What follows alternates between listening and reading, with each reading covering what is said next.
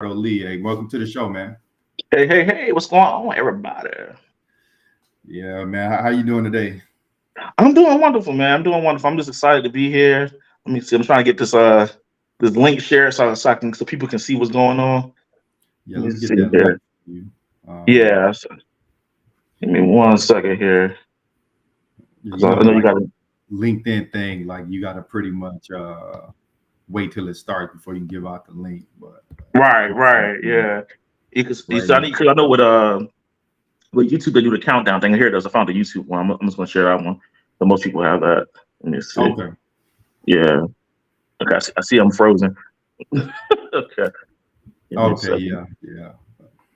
All right, 1 second. I'm sorry, everybody. Just bear with me a minute. I'm trying to share the link. How do you get the thing? Oh Lord.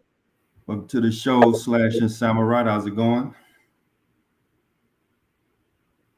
All right, there we go. Well, yeah, man. If you don't mind, in the meanwhile, can you get honest a little bit about your background? Yes, absolutely, guys. Okay, so um, I started off as an artist first. Fun fact. So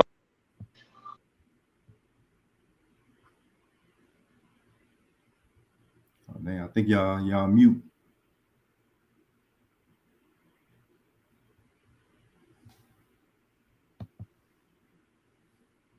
How you doing, Logan? Just chilling, man. Can you hear me? Yeah, I can hear you. Can you hear Ricardo? I was. Then he stopped talking. Yeah, cut out. Let He's me like, "Oh shit, Gimli showed up. Run!" let me bring him back in. Hey, Ricardo.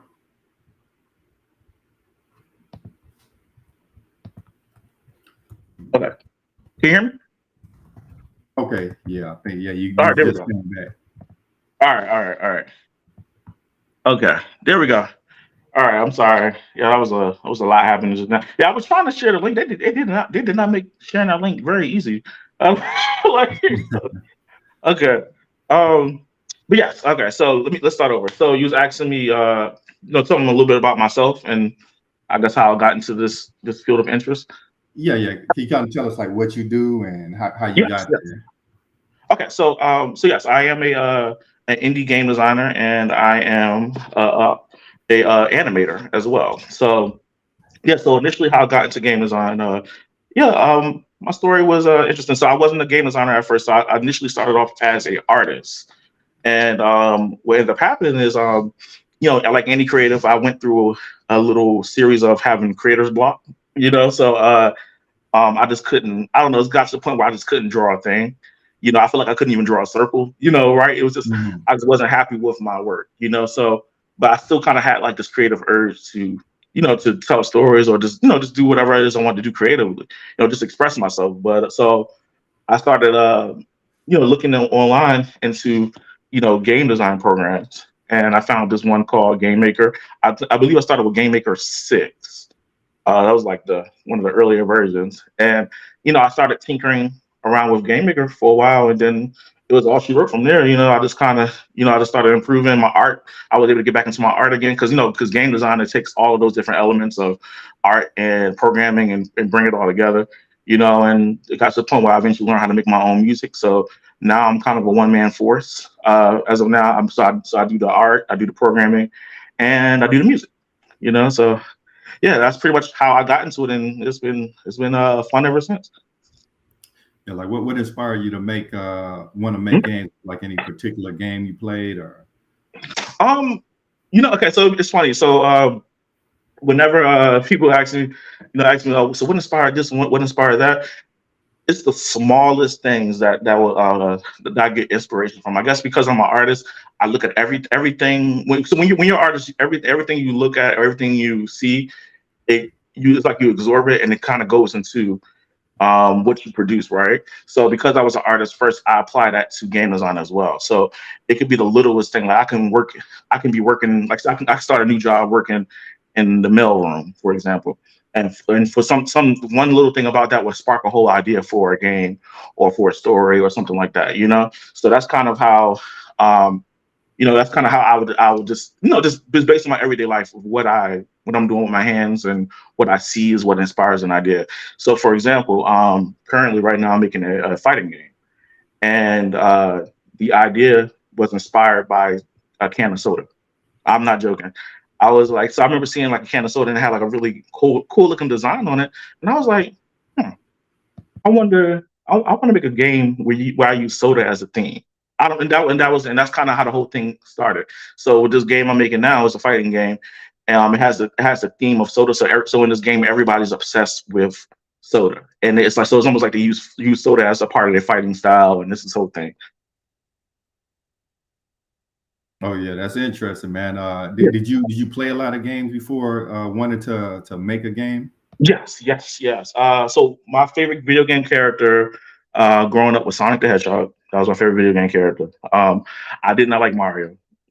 I don't know what it was about Mario. I couldn't get into Mario, but I loved Sonic. So I used to play a lot of Sonic, and then as I got older, played a lot of Street Fighter, and then I started graduating to Nintendo and getting into Zelda. So Zelda is one of my favorite series. And then so it's like, yes, I'm bits and pieces. It's crazy because um a lot of the modern games, I don't really like them as much. Uh, and not all of them. There's a few good ones here and there, like Elden Ring and stuff like that. But most of them, to me, they kind of just lack imagination. And I really love that early '90s era, or that early 2000s era. I just feel like we were at a all-time high when it came to creativity with games. I feel like they weren't afraid to try anything. So I kind of feel like that. They weren't afraid to destroy the player and crush their hopes and dreams and any Right. form of desire to continue playing. Nothing Yeah. broke you like a boss back in the 90s and 2000s. There was no easy win. It's either you Yeah, it won or you wasn't. died. Yeah, no, yeah, absolutely. Yeah, I remember one of the hardest games I ever played was you guys remember that Lion King platformer game? Oh, that's not fair. That's not fair because that game was glitched. It was, oh, so that's why it was hard. No. It was impossible. The game That developers game actually was came so out. hard. The Super Nintendo one was actually literally impossible. There was a bug in the game that made it impossible to beat, if I'm not Oh, that's mistaken. crazy. Okay, so Yeah, I had yeah. the But they Genesis openly one. admitted it. Yeah, but it was broken. They couldn't fix it either. Jeez, yeah, that game was brutal. I was like, the only way I could beat that game was by using cheat codes to get through the levels and stuff, because it was hard. But I never got past level 1 on Ghost in the Shell, and I never got past level 5 on Time Slip. yeah, man, no, yeah, those games, you're right. Those games, they punished you back then. Like, but I just feel like they weren't afraid to just. I think because the game industry was so new at that time, they just wanted to just try things, And I feel like we miss a lot of that now. I feel like the only way you can really get really unique experiences is from the indie games. But if I could be honest with that, I'm starting to feel like the indie games are starting to get to the point where it's a little oversaturated too. So yeah, I feel like when it comes to creative industry in general, we're kind of getting to the point where everything is so saturated. There's about to be a new renaissance, but I don't know what that's going to look like. Absolutely. Slash and Samurai asks, what's the biggest influence on your art style? Ooh, okay. Well, I love anime. Anime. I'll just say anime. Anime is probably like my biggest like influence when it comes. Yeah, anime. That's it. It's as simple as anime. Yeah. I've got a new game I would love to get built based on the Great Cleric. I don't know if you've seen it, but you need to. Sitting up. Have you seen the Great Cleric? The Great Cleric. No, I haven't seen it. Yeah, it's real good. You got to watch it. The concept is novel. I love it. Like it puts a twist on MMO type approaches that you would just never have perceived before, and the idea makes so much sense that it was so obvious. I don't know why players didn't do it to begin with. But yeah, I'm not gonna ruin anything for you though. You got to go watch it. But get back to me on that. Okay, no, I'm down. Yeah, because I just finished watching. God, I can never get the name right. Mushoku something. It's a isekai anime, and the guy, I think he died and he got transported in like this fantasy world, and so he had to learn how to use magic and growing up and everything. It was pretty good. They did a few things there that I like, but you're right. Like it seemed like whenever they turn these animes into whenever they have like these animes and they're like based off of like games or like MMOs or something like that, they always do something unique that games never actually do. So yeah. Square Mode asks, how is your learning curve of learning the program and using other tools to animate? Ooh, okay. Yeah, the programming thing that was, I was not gonna say it was hard, um, because I wasn't a programmer naturally at first. So this is how I learned. This is even how I learned with doing certain types of art as well. Because excuse me. So I had to remember. So back when I started working on video games, this is before certain technologies is regularly available to us. Like, now everybody got like a tablet where they can draw directly to the screen. Or they have they got the little Wacom where you can just draw and look at your screen while you're drawing. But I didn't have that growing up. So I had to draw all my sprites with the mouse. So pixel art was a little challenging for me because I couldn't, translate me drawing on paper to the computer. I couldn't do that. So yeah, so how I had to learn how to do pixel art was I started taking pixel art from games that I liked, and I just started customizing them and using them as the base. So one of the games I was really obsessed with when I was growing up was the Dragon Ball Z games on the Game Boy Advance. The what is it? Legacy of Goku 2 and Boo's Fury. Yeah, that was good. That series. So they really good games. I feel like they're so underrated. Really good games. And but yeah, so those are my favorite games growing up. So I just started taking those sprites and just started. They were simple enough for me to manipulate and change them and make them look like my characters. And that's how I learned how to do pixel art. And then, as technology improved and we started getting on tablets and stuff like that, then I was able to kind of just, go from there and just, draw directly from the screen. I don't know if I didn't even answer the question. I'm sorry, I might have felt like I went on a tangent a little bit. But what was the question? Hold on, let me make sure I answered it. Put it back up there. How was your learning curve of learning programming and using other tools to animate? Got it. Okay. Now and then with the programming. Okay. So now with the programming part of it. So that was art. So with the programming, I did the same thing. So how I learned how to program was a Game Maker. They had like these examples that you can these pre-built examples that you can download, and it was it basically had a game already built for you, and you was able to go in there and change things around. So that's how I learned. I just went in there and started fiddling with things. I'd be like, okay, so this looks like this the jump. So I started changing numbers to see what would happen. And and so then at that point I started being like, okay, I remember that this did this, and I remember that this did that. So it kind of got to the point. It was almost like I have like a jigsaw puzzle, and I remember that these two pieces work best together, and that's how I started doing this. So I started remembering how certain things work together, and then I just started experimenting and then flipping it and being like, okay, if I do it like this, then this happens. So that's kind of how I learned. I just learned by literally just experimenting. And so that's kind of the best way I learn when it comes to new programs as well, is just go in there and start tinkering with stuff. Now the problem I have with some of these animation programs is I feel like they make them a little too convoluted sometimes. Because me and my best friend was actually talking about this last week, and I feel like a lot of these like animation programs are built by corporations, but not necessarily by artists. Because I feel like some of these programs be like, for me to just do the simplest thing, like make the character move, you got to do like this 5-step process. When in reality, all I should be able to do is draw a circle and then draw another circle 2 frames over. You know what I'm saying? But I don't know. That's like some of these programs make it so complicated. So I usually gravitate to the programs that's a little bit more simplistic, like because I know they have some of the more industry standard ones like Toon Boom.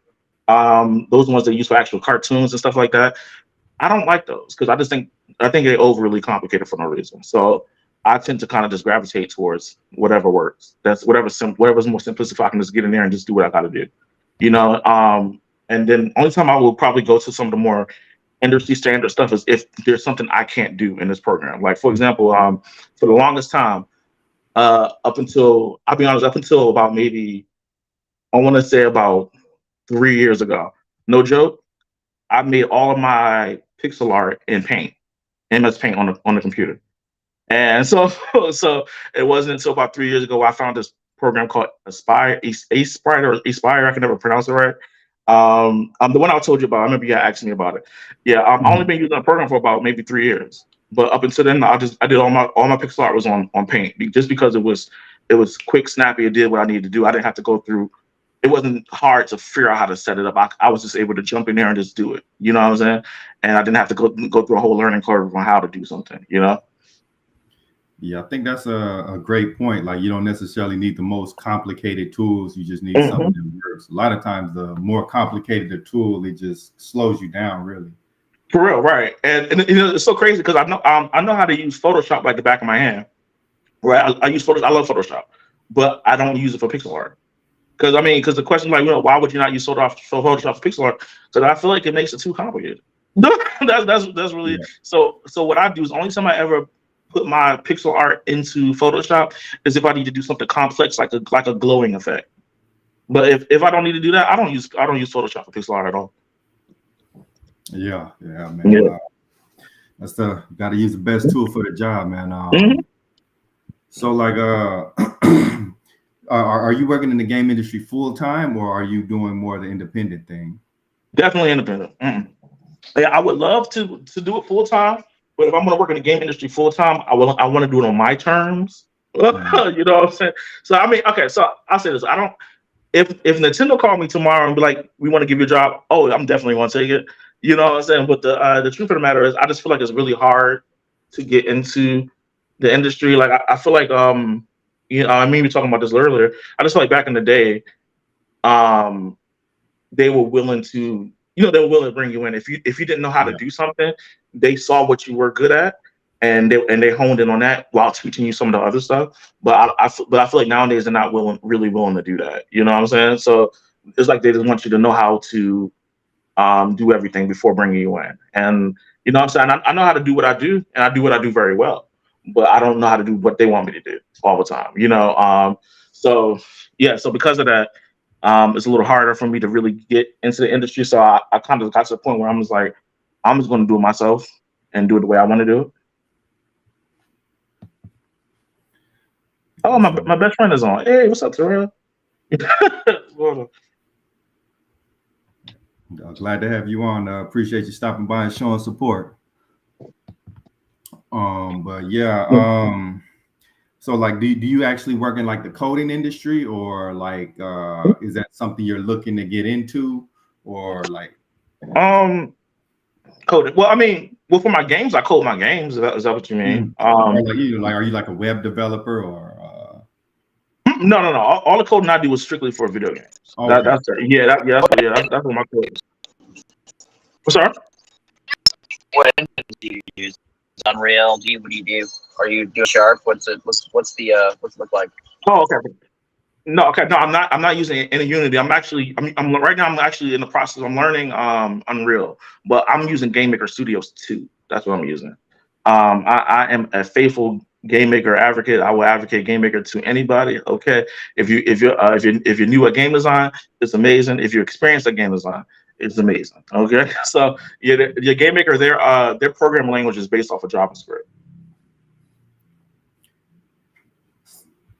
So I think with enough applying, you can find someone who values what you know and can train you more on it. So yeah, Yeah, yeah, absolutely. interestingly enough, like even in web Mhm. development, like the point you made about companies not wanting to train you, like you almost Mhm. have to come in as a mid-level developer, but they're gonna Right. pay you as a junior because Hmm. you don't have the quote unquote experience, but you have to know how to hit the ground running. Yeah, and you know that's perfectly fine. You know what? But you know this too, though. I just think and you really got to know yourself, right? When it comes to anything that I do, I'm just a visionary. When it comes to stuff I make, so I find it really hard for me to put my all into something that I'm not if I'm not feeling it. You know what I'm saying? So and if I was to show you the stuff that I made, you'll be like, okay, you know what I'm saying? But like it's just like I don't know. Like whenever I make anything, I really put my all in. So like I said, because I'm an artist first.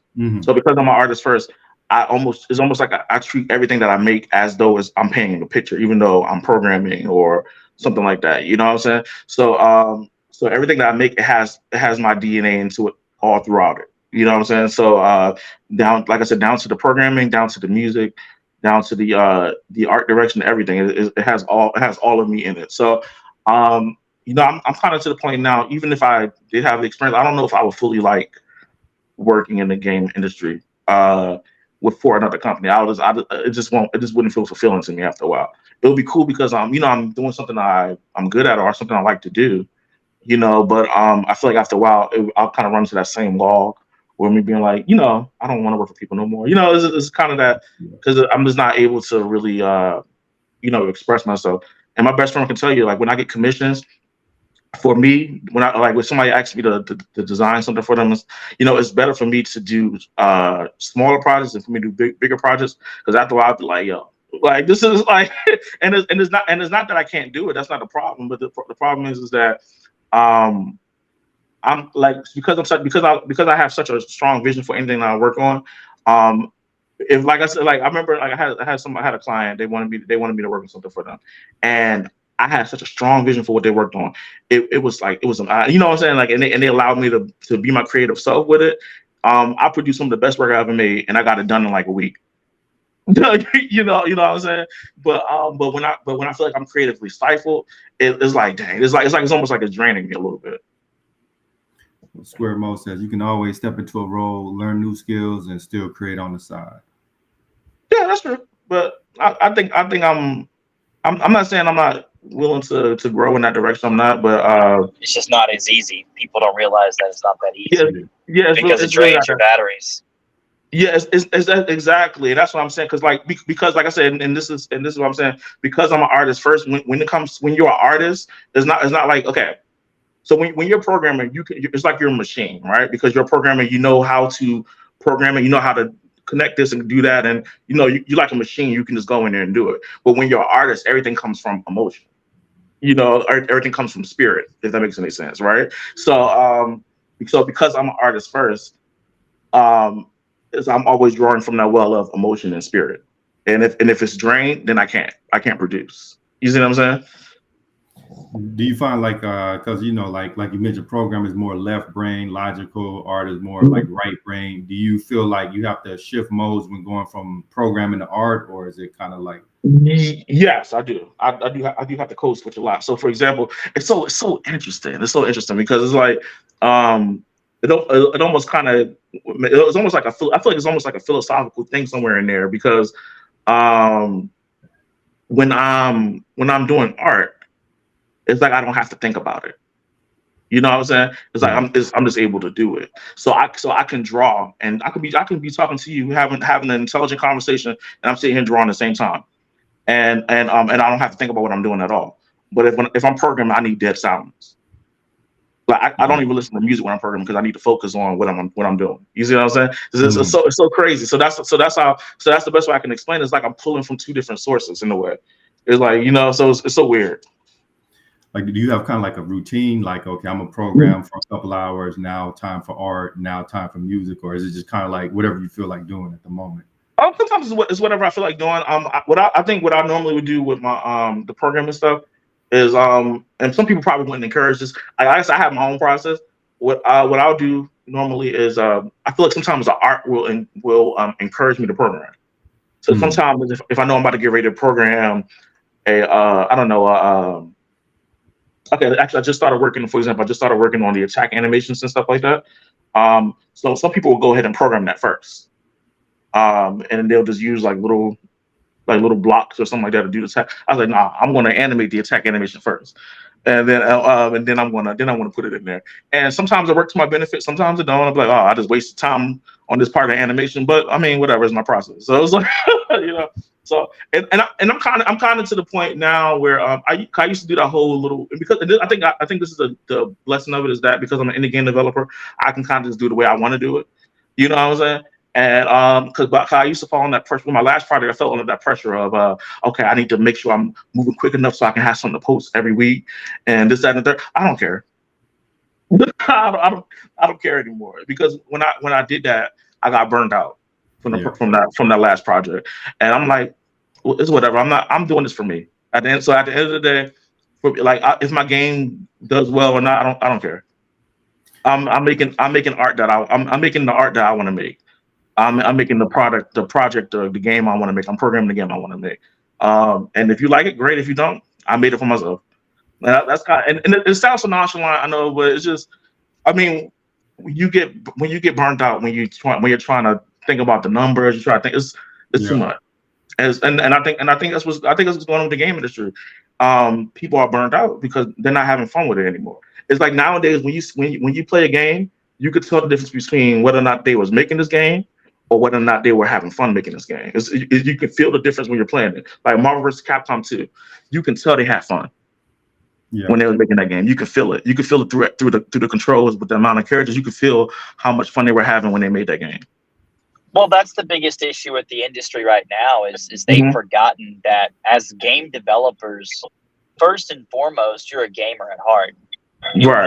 Once you lose that and you just go corporate, it's going to drain your batteries, which is going to drain the quality. And that's the biggest issue and the complaint that I had that I've pushed back for the longest time is I would rather wait 3 or 4 or 5 or 7 years for a game, but the game to be phenomenal, than fork out a new edition or a new version every year or two. It's like, I don't mind waiting several years. Like, perfect example is Elder Scrolls. I'm happy to wait several years in between title releases so that I can have a good experience. Because I still play Skyrim. I still play Oblivion. I still play Morrowind. Those games don't lose their play value because people made those with passion and not with purchase points in mind. That's why EA games suck and they have no replay value. That's absolutely real. I remember I was talking to somebody. I ain't gonna say no names. No, I'm joking. But I was talking to somebody, and they're an indie game developer, and so I asked him, okay, so I was like, hey, so what kind of game you're working on? And he was like, oh, well, I'm working on this type of game because my research told me that this kind of game sells and this that. I'm like, what? Yeah. So you're making a game because you think it's going to sell and it's going to do well because this is what people are into right now. Oh, you already doing this wrong. You know what I'm saying? I'm like, I mean, your research may be correct. You know what I'm saying? But that's not fun. Are you doing this because you like doing it, or are you just doing it because you're trying to make money? It's like I don't understand. I just don't get that. Yeah, that point about passion is great, man, because like even with this podcast, like, when I started focusing on numbers and you don't get the numbers you think you should have got, you start feeling drained and maybe I want to give it up. But if you just do it for the fun of it, it's like you're gonna continue doing it even if nobody affirms what you're doing. Mm-hmm. No, absolutely. And you get like this. I don't know. You get like this satisfaction from it. So I'm gonna tell you a little bit about one of the last games I worked on, right? So I was a part of this event called Graffiti Games, and it was with this company called Playcraft, and they're located in New York. And so every year around the summertime, they'll choose a different underrepresented community to focus on for game development, right? So the year before me, I think they did the LGBT community. And then my year they focused on Black game designers. So they found 5 of us, 5 Black game designers to work on a project. So so they was like, look, we're gonna pay you X, Y, and Z to work on whatever you want for the thing, just showcasing how this makes you feel or whatever, right? So I was like, cool. So I was like, okay, I got 3 weeks to work on the game. What do I want to make, right? And I picked the thing that nobody would expect me to make, especially with the other games you see me that I've made. I chose to work on a narrative game. I wanted to tell a story, so I wanted to make a game that felt like an interactive storybook, And to this day, one of my favorite things I ever made. It was a short, sweet game. To this day, one of my favorite things I ever made, and I just felt so fulfilled when I made it, just because it's what I wanted to make. You know what I'm saying? And it's just I don't know. I was able to tell a story. I was able to, I don't know. I can't explain it. I just felt so good after making it. And and it was kind of without getting too deep, it was kind of like almost like a self-fulfilling prophecy in a way. I remember, you know what I mean? And I remember a long time ago, I was praying and talking to the Lord, and I feel like He shared some things with me. He was like, through your games, I'm gonna bring like deliverance to people through the things that you make. You know what I'm saying? I remember him telling me that, and I lie to you not. So after I made that game for that event, one of the girls that was a part of the event, she decided to play my game on her live stream, and she had like a nice amount of followers. I was watching her play the game, and I'm watching them, watching her play it and everything. And I remember somebody typing in the comments, and they were saying like, I don't understand what's going on, but I'm like just me listening to the music from the game. I feel like I'm like being like free from my anxiety. You know what I'm saying? And I started crying because I remember what God told me. You know what I'm saying? And it's just like I didn't, you know what I'm saying? So it's just stuff like that. I just like that one little thing. It was enough for me. You know, so I was in that one little thing made me happy. You know what I'm saying? So to this day, I still one of my favorite things I ever made. Yeah, so it seems like game making is almost like like some people look at it as work, but for you it's almost like just an enjoyable activity period, and you're also free to put your message in there. Yeah, and that's the thing. Like I'm a Christian, but I don't make my message intrusive. You know what I'm saying? So it's never like that. My message is always something that people can relate to. You know what I'm saying? So in that game, the story to that game was it was a little girl. She her and her family were going to a sky lantern festival. You ever seen the little drinks where they light the little lantern and let it go or whatever? So they were going to this festival at the end of the summer. So she spent all summer working on her lantern, but then when it came time to let it go, she didn't want to let it go. You know, because she put so much time and effort into it. And so she finally let it go. And when she let it go, it it ended up kind of crashing and burning. But she didn't see it happen. And so it crashed and burned. But when it crashed and burned, it transformed into like this beautiful fire creature. And then the story eventually what was going to happen was the fire creature was going to come back to the little girl. So the whole message behind it is sometimes you have to let something go, and for it to come back to you in a more beautiful way. And that was the message. You know what I'm saying? And it's something that anybody could relate to. So it wasn't necessarily a Christian message. It was just more so just a message of sometimes just letting go. Right. You know what I'm saying? Yeah. So like so that particular interaction was touching for you. Like have you seen like other people play your game, and like were they like really moved, and how did it affect you? Yeah, a lot. Yeah, so surprisingly, a lot. The few people I know play the game, they all loved it. And it's funny because I didn't have that much time to fully put to do what I want to do with the game, because I wanted the game to be like a excuse me, to be like a full blown series of like little things that was happening, but we only had a small amount of time because of all the things that was going on with COVID and everything at the time. So everybody that played the game, they all said, "I wish it was longer," and I said, "Yeah, I wish it was longer too," And I could go back to it. I do want to go back and work on it eventually, but I think what's been my focus now is I don't want to make the mistake of what I did with my project before that one, is working on one thing for so long that I have nothing to show. You know what I'm saying? Because my first project, Project Remix, is an action platformer. I worked on that game for like 4 years.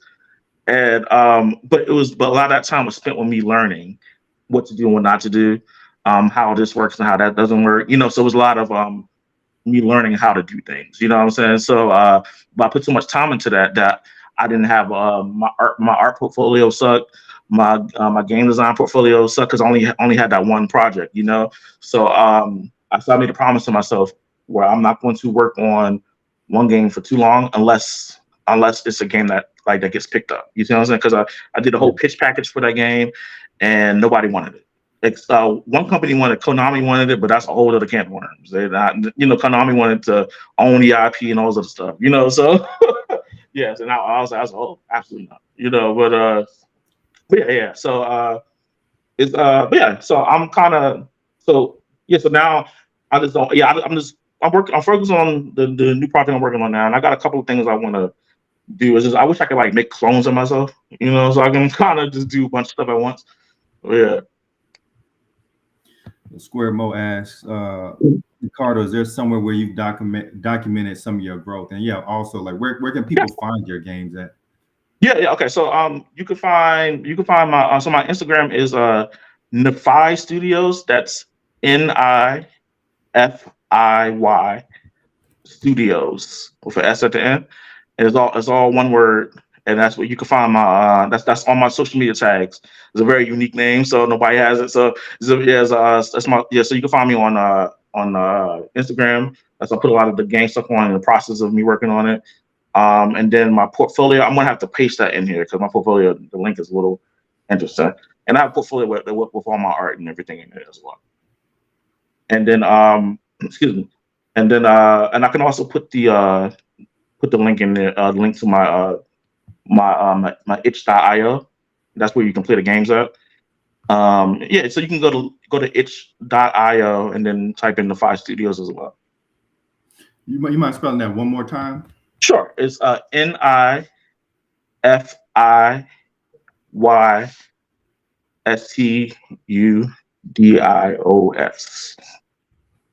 Okay, let me put this on the screen. Yeah, so you can find, just type that in. So you can find me anywhere. Honestly, all you gotta do is, that name is so unique. If you type it in Google, all my stuff will come up. So you mentioned like you pitched your game to a couple of different companies. What was that like? Yeah, all right. Okay, so the first pitch that was to Konami. So I actually was posting some things in like this indie game group. And just posting my progress on the game here and there. And then one of their talent scouts reached out to me, and he was like, "Hey, have you thought about pitching your game?" And I was like, well, not yet, but yeah, I did think about it. And he was like, "Well, I'm one of the representatives with Konami UK, and we are looking for some games, some indie games to bring under our wing, and yeah, we want to know if you want to pitch to us." So he gave me a deadline. He told me what I needed for the pitch package. And so I focused on getting the demo fully fleshed out and ready for the pitch. I put together the pitch package, and then everything was on the move, right? So now there was a few mistakes that happened here. So one of the mistakes were they asked me how much would I want to make the game, how much would it cost to make the game, and I initially told them 80,000. And they love that price, right? So then I got some bad advice. I got some bad advice from someone who excuse me. I got some bad advice from someone who I thought was more experienced in this space, and they was like, "Oh, dude, that's a little too low. You probably should ask for for the type of game you're going to make." Because I was making it was an action platformer. / Metrovania game, So there was like, so for the type of game you're going to make, you're going to at least need 150,000. And I was like, oh, okay, and me trusting this person, trusting their judgment, I was like, okay, well, I see what you're saying, that makes sense. So I was like, all right, so I reworked the budget, and I was like, okay, so 150,000. This is how it's going to be broken up. This is what I'm going to need it for. And they was like, oh, absolutely not. They didn't like that price anymore. And the reason why I say that was bad advice, even though what he was saying was technically right, that is the amount that it would cost. The part that he wasn't taking into account was I'm still an unknown developer, and the fact that they even having a conversation with me is a privilege in itself. You see what I'm saying? So the price that I gave them was the price I should have stuck with. But after I told them that new price, they weren't feeling it, and then COVID happened, and so it was a recipe for disaster. So it was like everything, So so that's what happened. So and I tried pitching it to a couple of other places. After that, but nobody wanted to pick up the game, and I did change the budget and everything, but nobody else wanted it. So I kind of was like, no, that was the problem. Well, you had a studio that was lined up for it to take a look at it, and then they backed out, and then that's the kiss of death right there. Right, and then the other thing too was I didn't know if I was going to even go with Konami either, too, because it was great, but I think if I would have negotiated better, especially with that price, it could have worked out. But another thing is they wanted to own the IP, and that I had a problem with. And I'm gonna say the reason why was because so they were only going to give me. So these are the stipulations. I was only going to have 1 year to make the game, which wasn't a lot of time. I at least needed 2, and then they were going to fully own the IP. So what was going to happen is, my name would have been on the game, but I would have been on the game as a developer. I just somebody that helped program the game, but the game would have been Konami's project. So they would have put it out there as this is Konami's game. But I'm going to be in the credits as the lead programmer or whatever have you for it. You see what I'm saying? Or the lead developer. So I would have had money in my pocket, but I still would have been in a place. I felt like I would still been in a place where nobody knew who I was. Well, what you could have done is negotiated royalties. if you didn't want to give up the IP. But in reality, the idea of owning the IP isn't the idea of owning the IP. The idea of owning the IP is who gets the paycheck at the end of the day. Right. And so whether Konami's name on it or Toto Force or whoever, it doesn't matter. It's who gets the royalty distributions and infinitum that matters. Right, and you know, some of those things, and I agree with some of that. Some of those things I didn't know at the time. So, but like, and I agree with some of that. But now the part where I don't necessarily agree with it is because I was reading between the lines of what they were saying to me, and it's based on the conversation. Like, I can't. It's been a while, so I can't remember everything how everything was said. But based on what I was gathering from everything was, they were saying that we want your product, but we don't want you.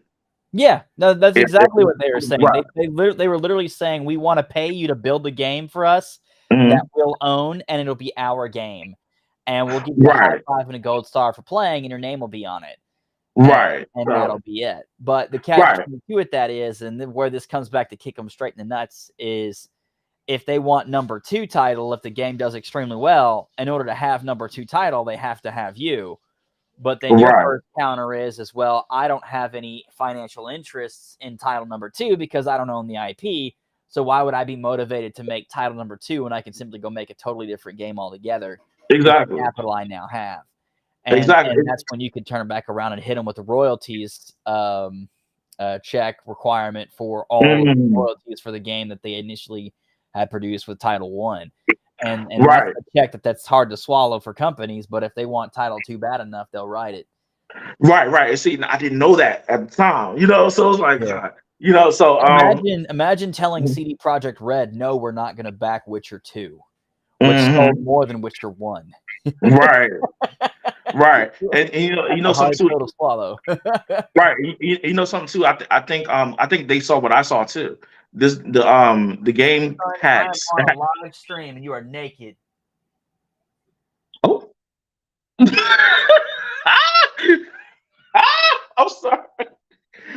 sorry. Okay. But I think they saw what I saw as well. The game had so much marketing potential when it comes to merchandise and everything, you know. And I saw all of this. I saw the vision for it. You know what I'm saying? I saw the vision for a whole fashion line based on just this game. You see what I'm saying? Yeah. And I think they saw that too. You know. But I mean, live and learn. You know. So I now know what to do and what not to do.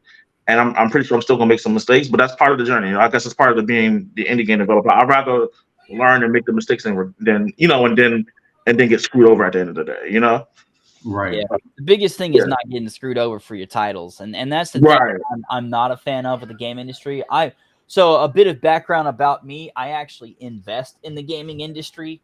Part of the reason why I'm building my own data centers across the US and into EPAC and JPAC, as well as also into the UK region in Europe, is I want to be able to be the platform provider for video games and be the go-to infrastructure for them as part of my investment strategy with those companies. And I just want to take a huge fucking bite out of everybody's lunch.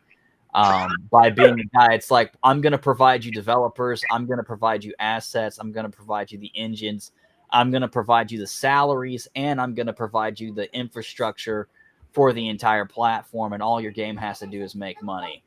And nice. I like that. And I'll take a king's ransom for all of that, but I'll own a percentage basis of instead of owning the hero ETF, I'll own the actual fucking industry.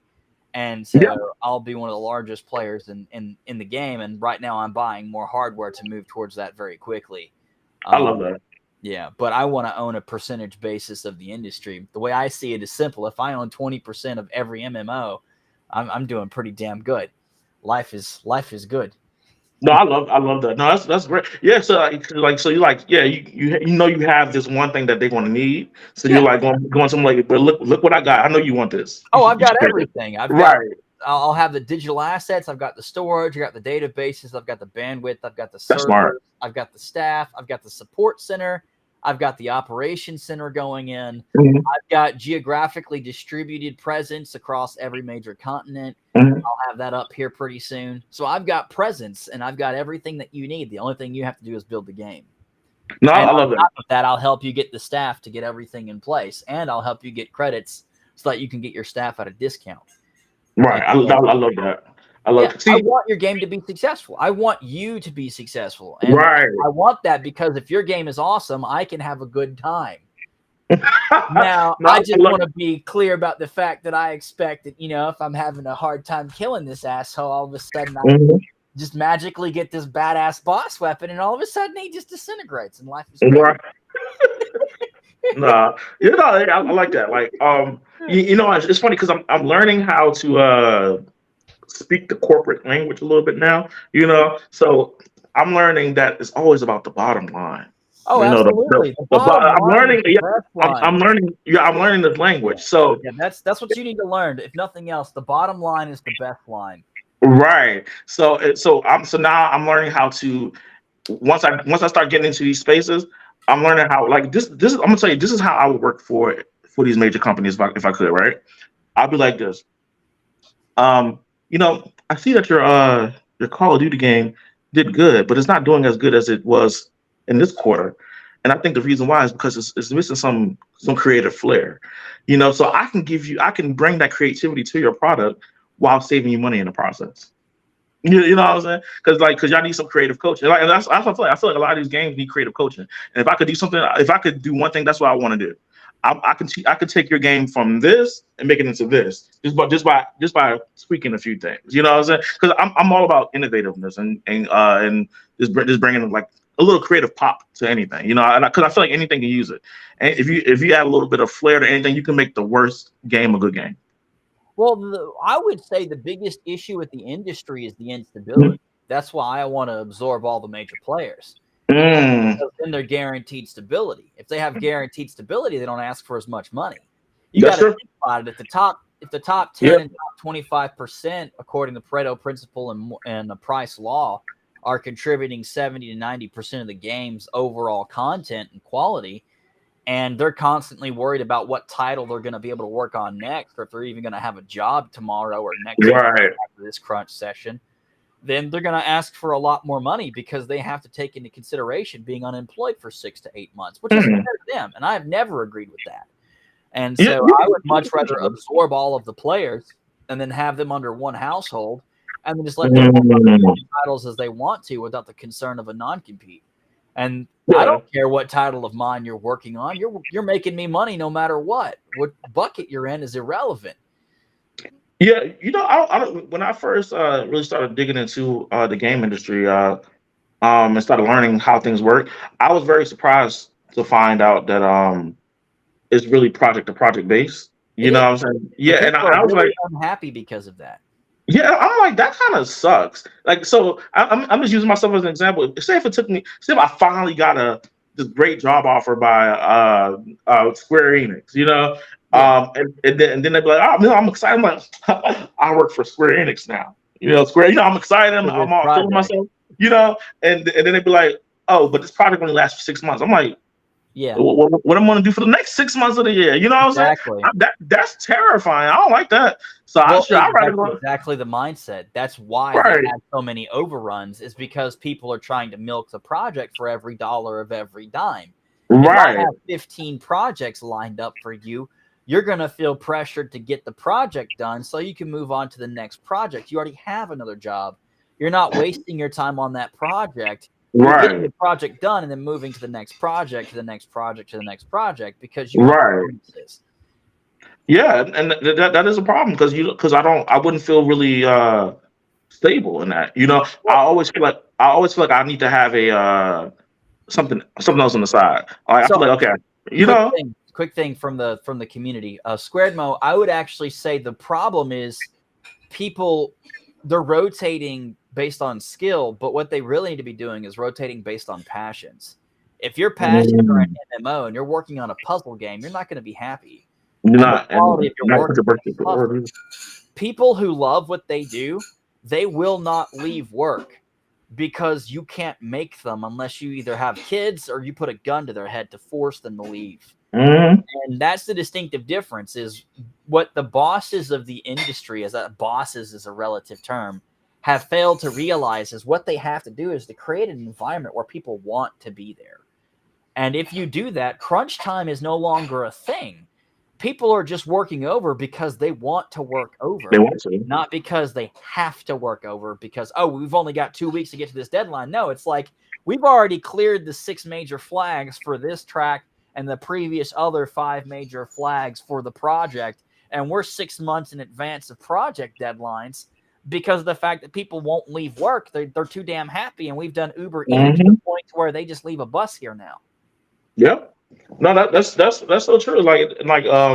It's like a fire. You know, you guys ever played Legends of the Breath of the Wild?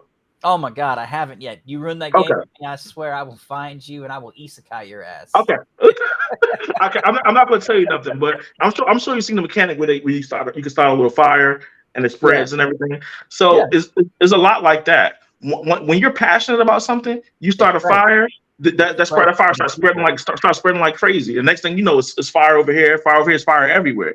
You know, so you can tell. So one of your coworkers, so yeah, I stayed late last night working on it. I was having fun, so I stayed late last night working on this screen stretching ability. And you know, and then somebody be like, you know what, I was just doing some art for that. You know, so they so happen to be working on the same thing without even talking to each other. Now they start collaborating. Right, you see what I'm saying? And it just kind of just. So when you're really passionate about something, stuff like that starts to happen where all of y'all are in sync and you don't even know it. Well, that's why Riot Games does Thunderdome in the first place, is because it allows for exactly that to happen. Creativity is lit on fire by default. And they let the fires burn out of control within a controlled environment because you have that controlled parameter for cost controls. But when you light those fires, very, very quickly, the fires start to merge by default. And you end up with a product that ends up as a profitable bottom line at the end of that. And then all you have to do from that point is we have a viable product. It looks cool. It looks interesting. What's the adoption of the market and how does that translate to dollars? That component right there is where most tech people completely fail. Right. Cool idea. The technology works. It's viable to scale. What they did not do was what is the market fit and what is the translation to dollars on that? When it comes to bottom line, bosses at the top of the food chain, they want to know 2 things. How much am I spending? How much am I making? What is that ratio? If it doesn't exceed 2 or 3 or 4 or 5 or 10 based on the industry, it's a non-starter to begin with because it's too much headache and not worth the juice isn't worth the squeeze is the simple right. I like that. I like that. Yeah. You have to be able to pitch it to where the juice is worth the squeeze. $80,000 game to Konami with one person making it, cranking it out within a year. Even if the game bottoms out for less than $1 million and only sells 800K, they 10x their return. Yeah, no, that's true.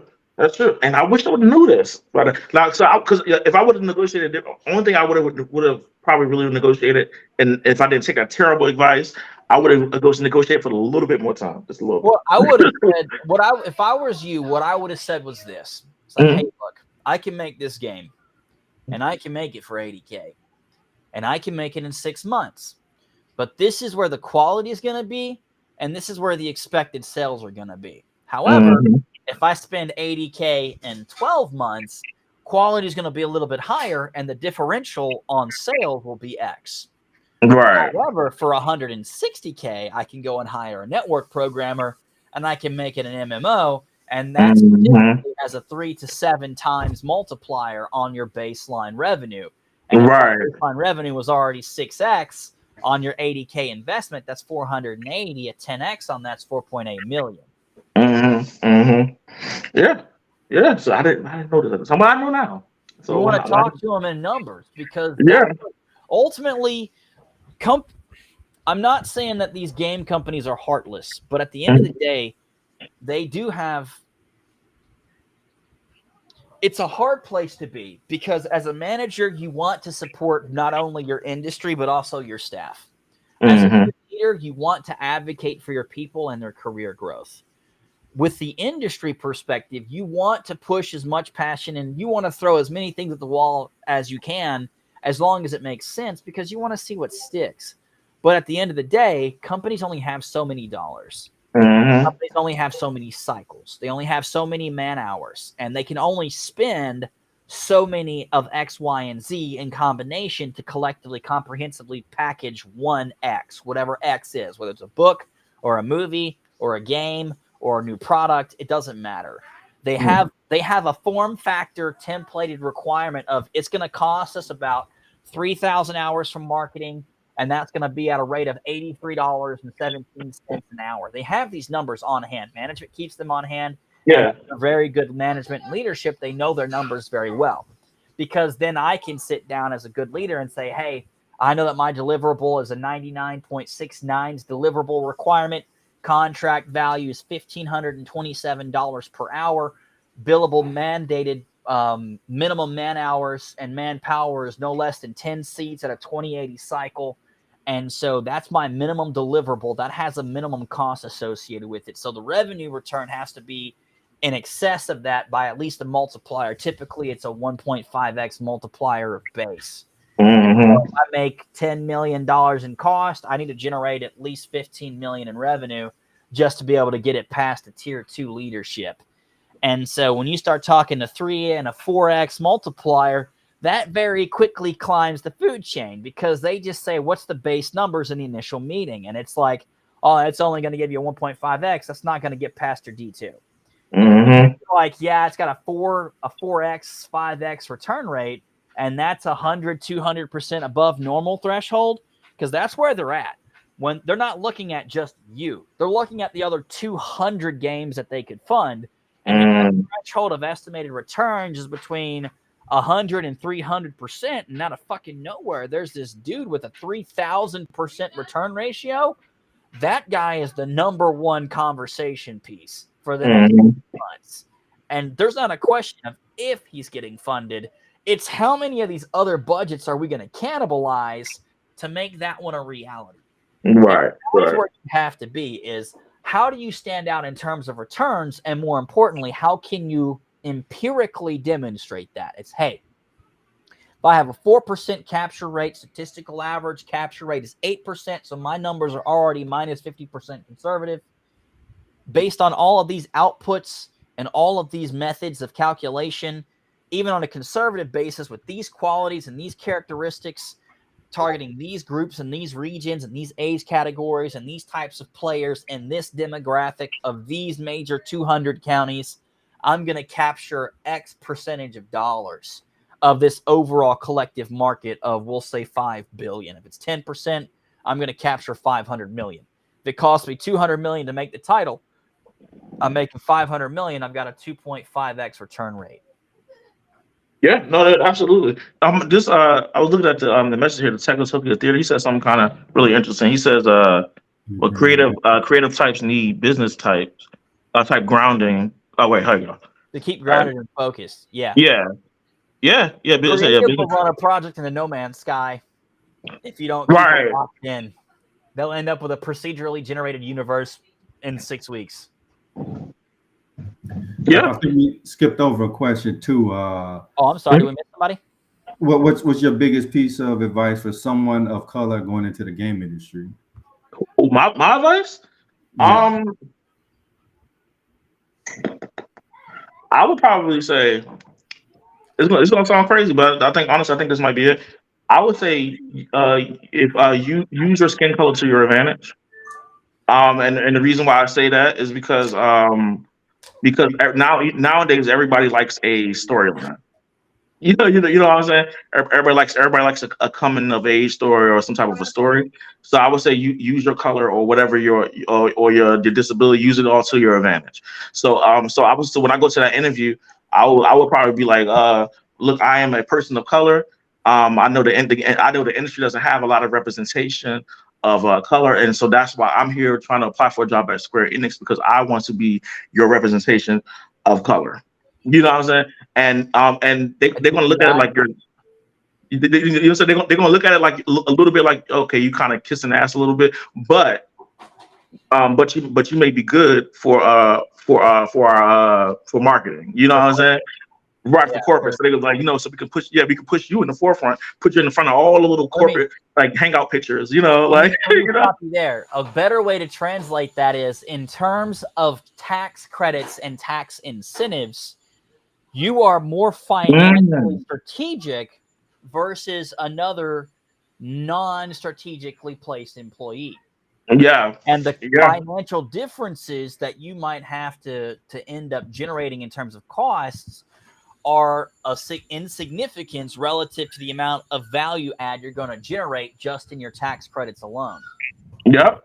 No, that's real. That's real. And so they'll see, because the thing is they're looking at they are looking at your skills, but if you can bring in how they can make money or save money or look good in the public eye, I would mention that because like I said, look at it from this perspective. If they find two people with 70% of the skill sets with the right characteristics in terms of DEI, and they have the one guy that's over budget cost, they can rob Peter to pay Paul.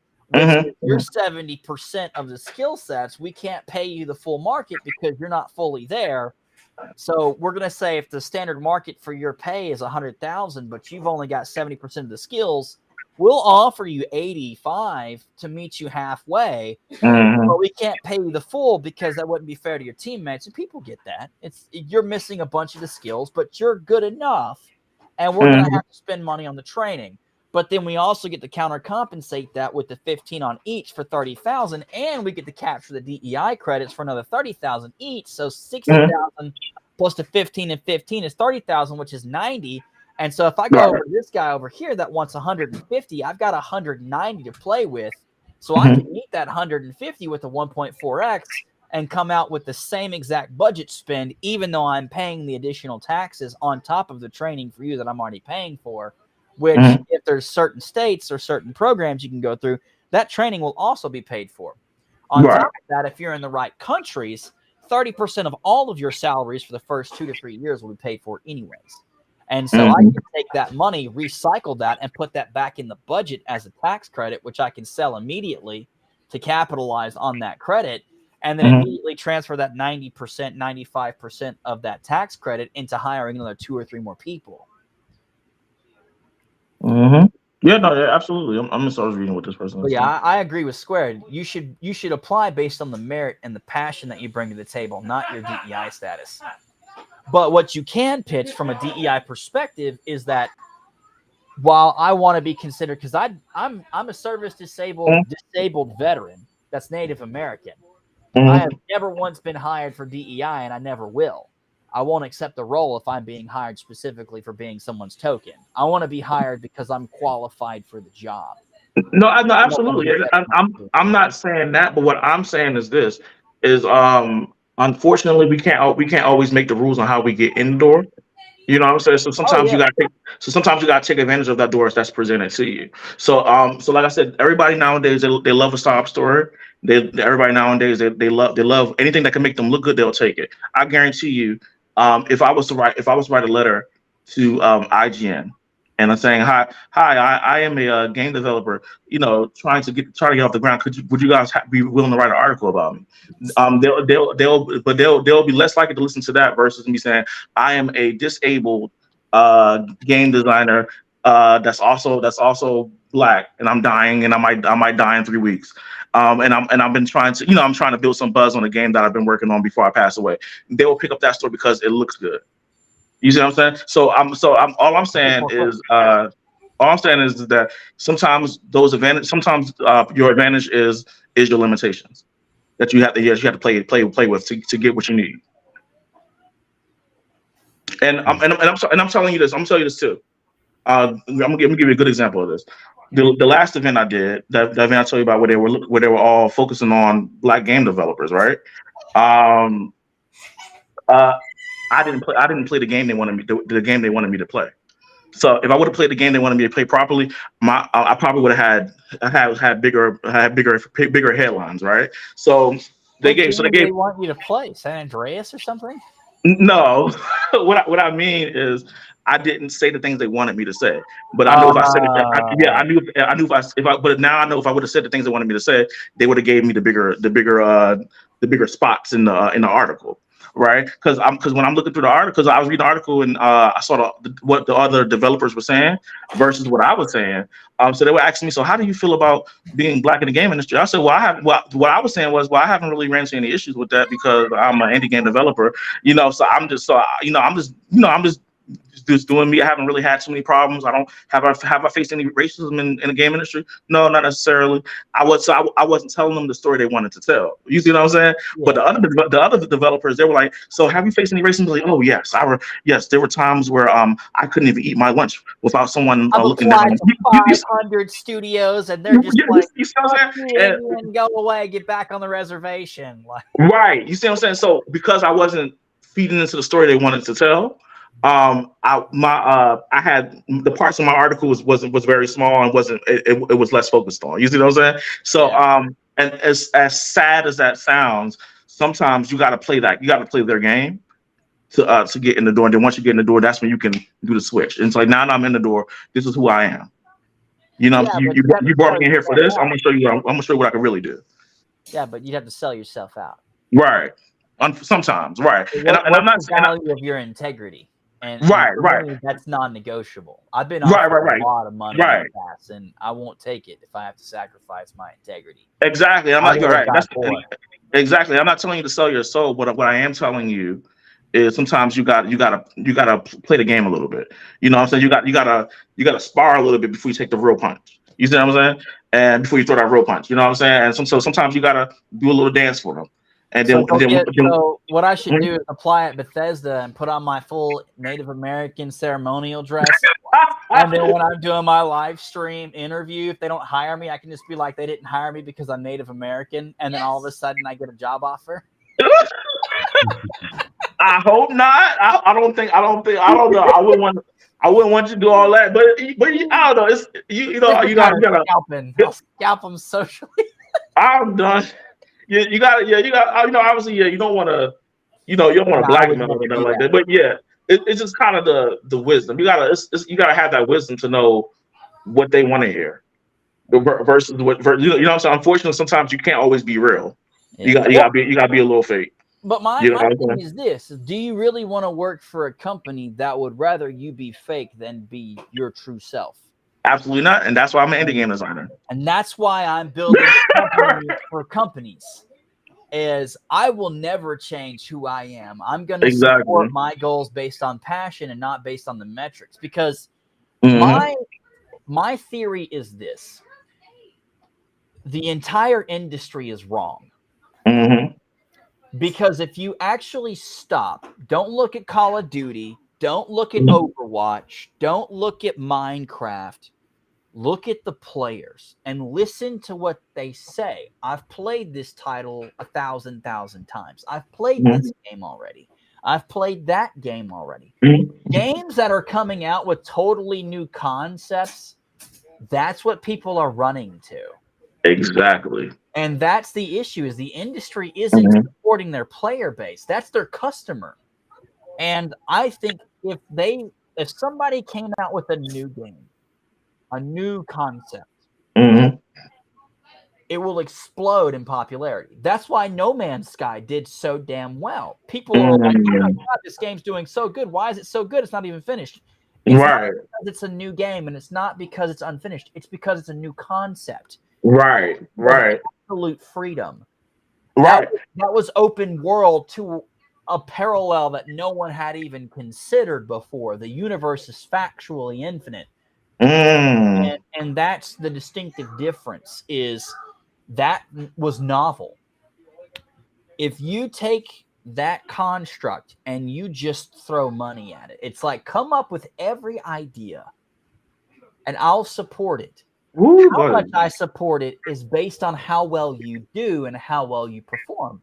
I want to be on your team because you know it's like you know exactly what you need. Yeah, absolutely. Yeah, but everybody wants to be on your team, and that's the position you want to be in. Is you want to build an environment where everybody wants to be there. Because if everybody that's contributing to that area wants to be with you, the money will come naturally. And that's the mistake for these studios that they keep making, is They're so focused on if we make literally anything other than Assassin's Creed number 79, Call of Duty number 219, World of Warcraft number 45, then we're not going to get any investors. This game's going to flop and it's going to be a disaster. I've bought games simply because they looked interesting. Void was one of them. And I was bored of that game in about 15 minutes, but the concept looked new. So I bought the game. They've already got my money.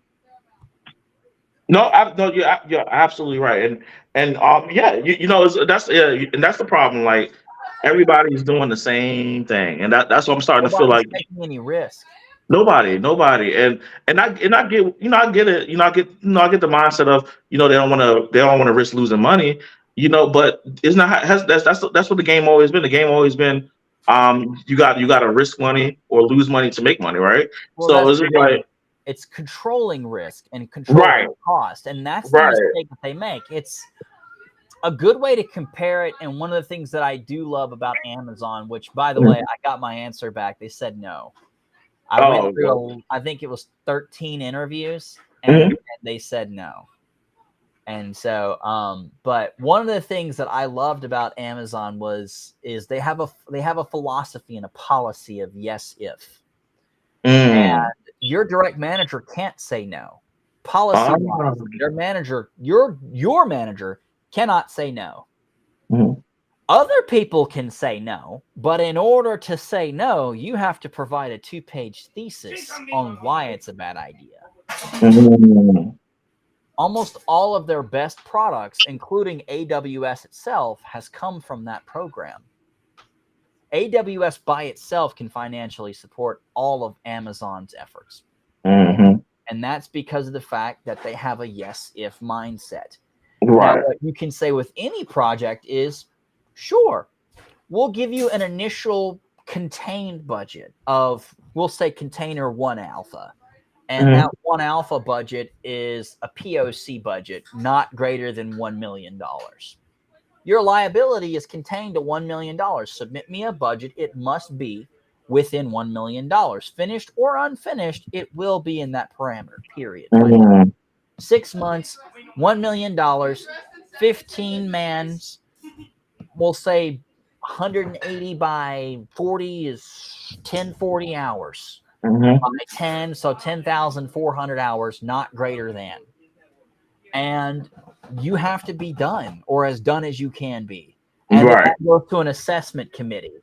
And then that goes immediately to a marketing committee that goes out and does some kind of market assay of some type or series of types that goes out and they vet the game to see what the buy-in from the consumer base is. They take a sampling of a couple samplings of a couple regions, and if the samplings come back positive, you move to the 2 alpha stage, which is we give you another $2.5 million more to progress the content further. And we'll give you a not greater than 20,800 hours for an additional year, and an additional 2.5 times initial budget. Of 1.5x for a total. No, it's 2.5x. So you'd have a total of $3.5 million and roughly 30,000 man hours spent on it. So Logan, what would you recommend Ricardo do to really get his game in front of these developers so they can pick it up? To pick it up, you got to have something for them to grab. If I hand you a perfectly smooth box, what side do you grab? That's interesting. Exactly. Oh, yeah, you're actually asking me that. Yeah. Well, if I give you a perfectly smooth box, what side do you grab? I don't know. I mean, if it's perfectly smooth, I guess I'll just pick it up from the bottom. I mean, yeah, that's the only way I can hold it. Perfectly smooth. You can't pick it up. Yeah. It's a perfectly smooth box. Perfectly smooth boxes are theoretical boxes, which makes them impossible to lift. But almost every box has some kind of friction because it's not a perfectly smooth box. And most people, because of that, leverage gravity because it's the leverage point of least resistance because the box is naturally pushing down against your hands. And so that's what makes it easy to lift. However, it's easier to lift a box if you install handles. You give them something to grab. Now, how many points you give them to grab determines how many people can try to lift the box together. If I give you a box that's easy to lift from a marketing perspective, that's fantastic. But if business doesn't have anything to grab, they can't help lift the box. Right. You want to put handles for everybody, whether it's investors or business or marketing or sales or community. You want to make it to where everyone can easily lift this box. Give them a good story so community and sales can easily pitch it. Give them a good defined marketing demographic so that the business side can easily sell that to the investment side and the upper management and leadership. Make it to where it's easy for investors to buy in by saying, here's the historical performance of the players. Hey, the lead developer was a guy that we got from a AAA studio who's got 8 different multi-$100 million titles under his belt. He's leading the project. He has a predefined history of success with certified metrics that have been publicly registered. There are databases you can access that says this is the game, this is the name, these are the players who are involved, this is how much it generated, this is how much it cost, this was your return. You have somebody with 5 or 6 of those kinds of titles behind it, the buy-in from investment, very easy. Hey, this guy's got a track record of 8 different titles. Average multiplier is 1.5 to 6.5x. Even if I average that on the low end, conservatively, I'm making 2x on my money within a 3-year time frame. Life is good.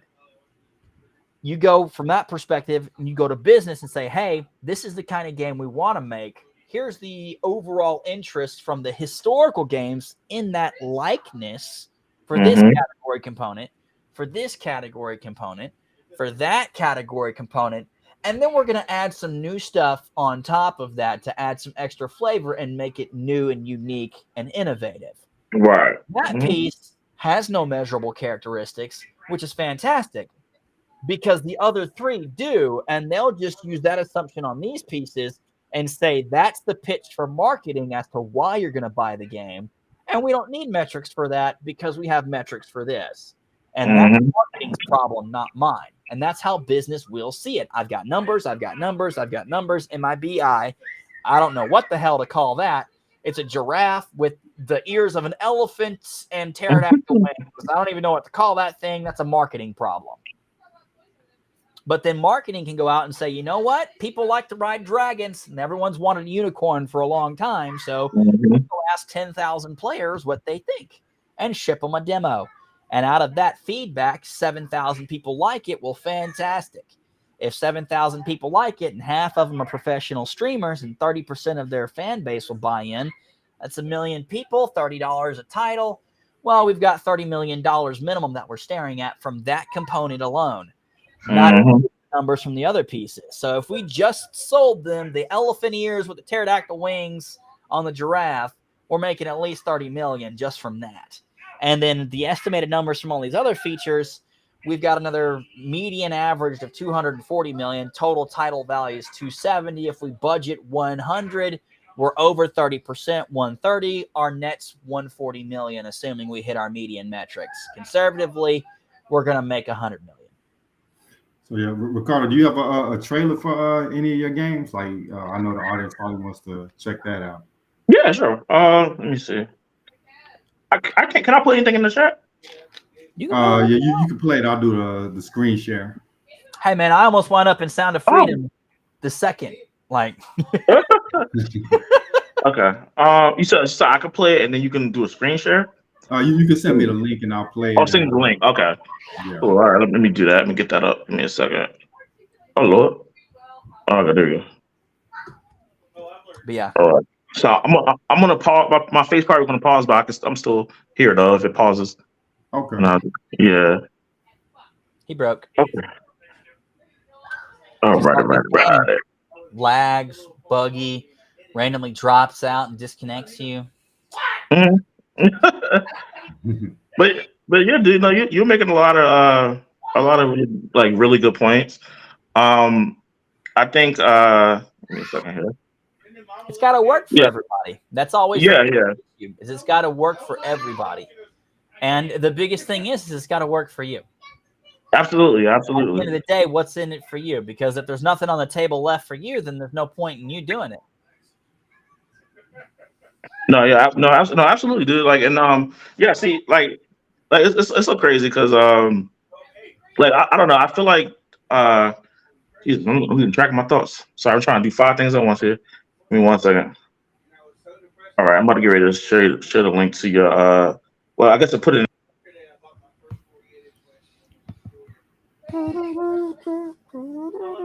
He broke it. Yeah. He broke it. And we're all doomed. Let's see. Okay, here we go.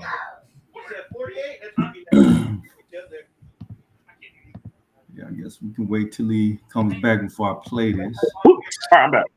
Okay, okay. All right, so yeah, so the one I sent you, that was the one that Konami was interested in. Okay. Yeah, project remix. Play it.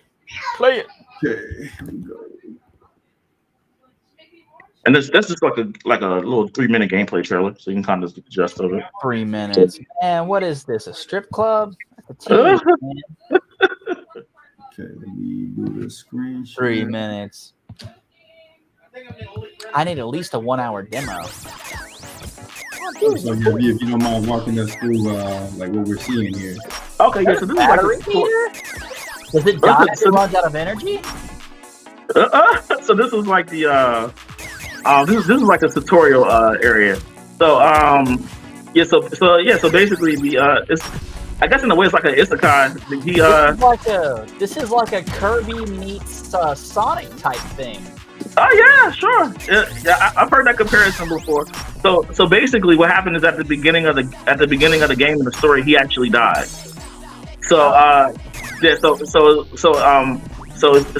when he died, he got transported to this almost like this upside down version of the real world. So right now he's kind of just fighting his way out. So in this game, there's going to be a lot of you jumping between the real world and this world. Yeah. So okay. So the character here, his name is Bento. So he has the ability to teleport, aka skip. So this whole game in this world was completely centered around music. So his powers was represented by the skip button. So he can teleport / skip to wherever he throws his baseball bat to. Oh, interesting. This is called Project Remix. Yeah. Can people download and play this like on Steam? Yeah, it's not on Steam. It's on itch.io. I could paste that in there so you can put it in the chat as well. Okay. Yeah, I paste that in there so you can put it in the chat. But yeah, the game's completely free. You see, that's your mistake. Oh, what'd you say, Logan? That's his mistake. Well, that is not on Steam? No, that is free. Oh, okay. Yeah, it looks good, charge man. $1 for it.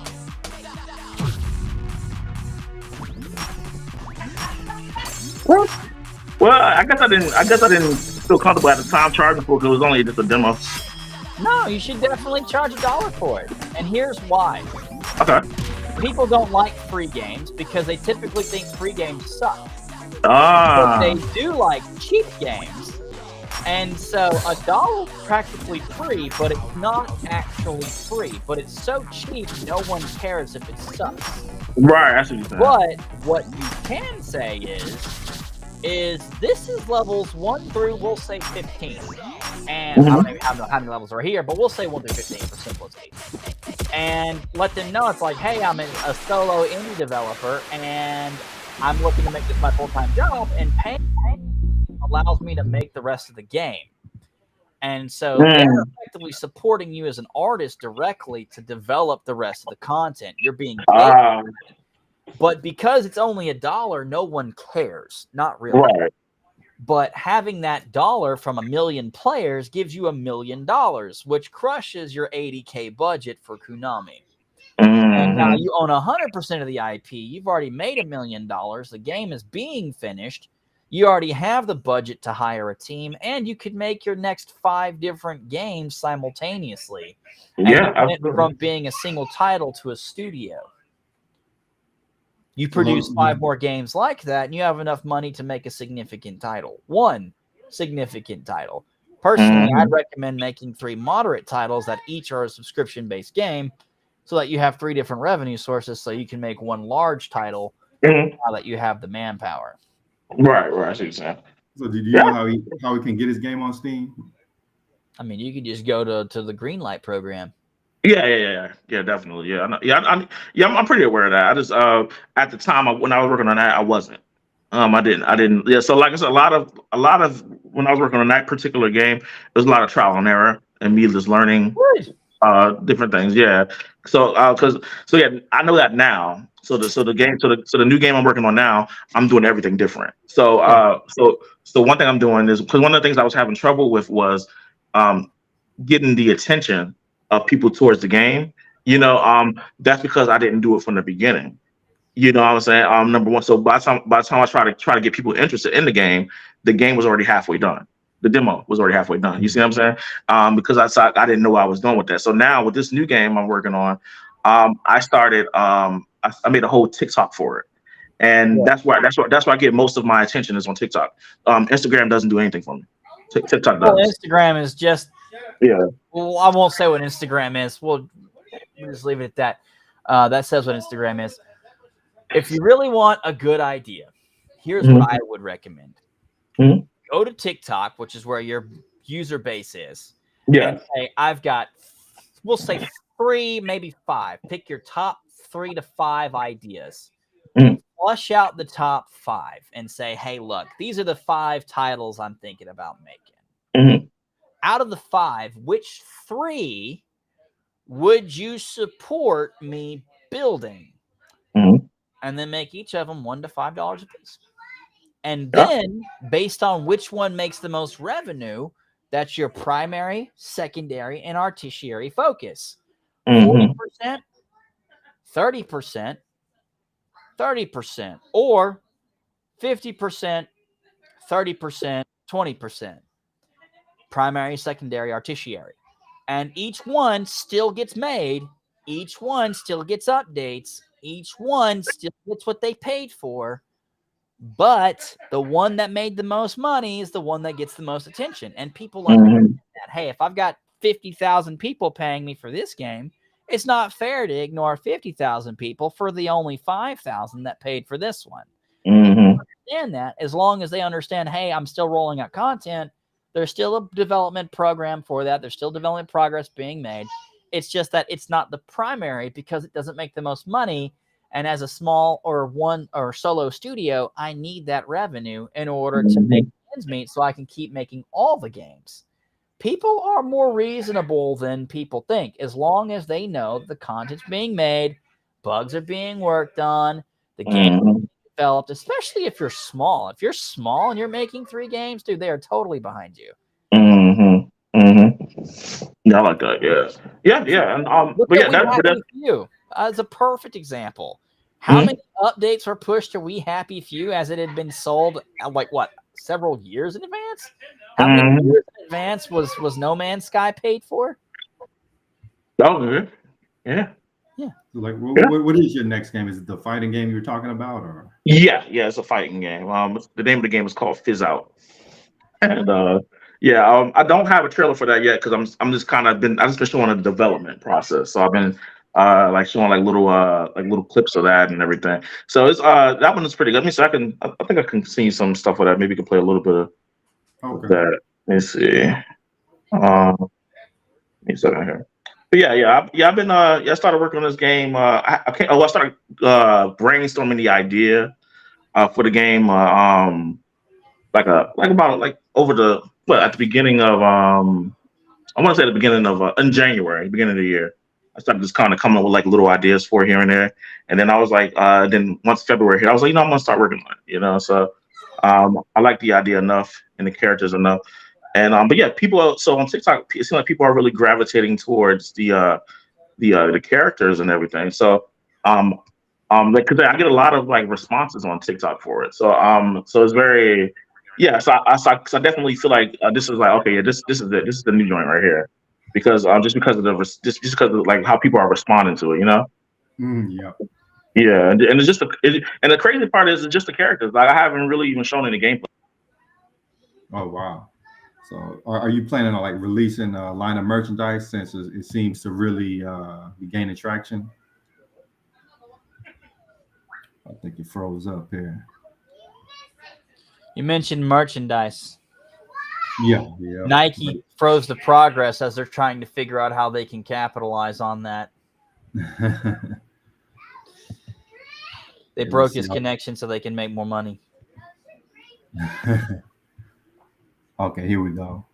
Let's get this one going.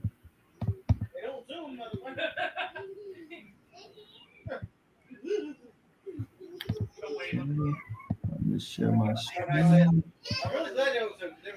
Are you back with us, Ricardo? Yes.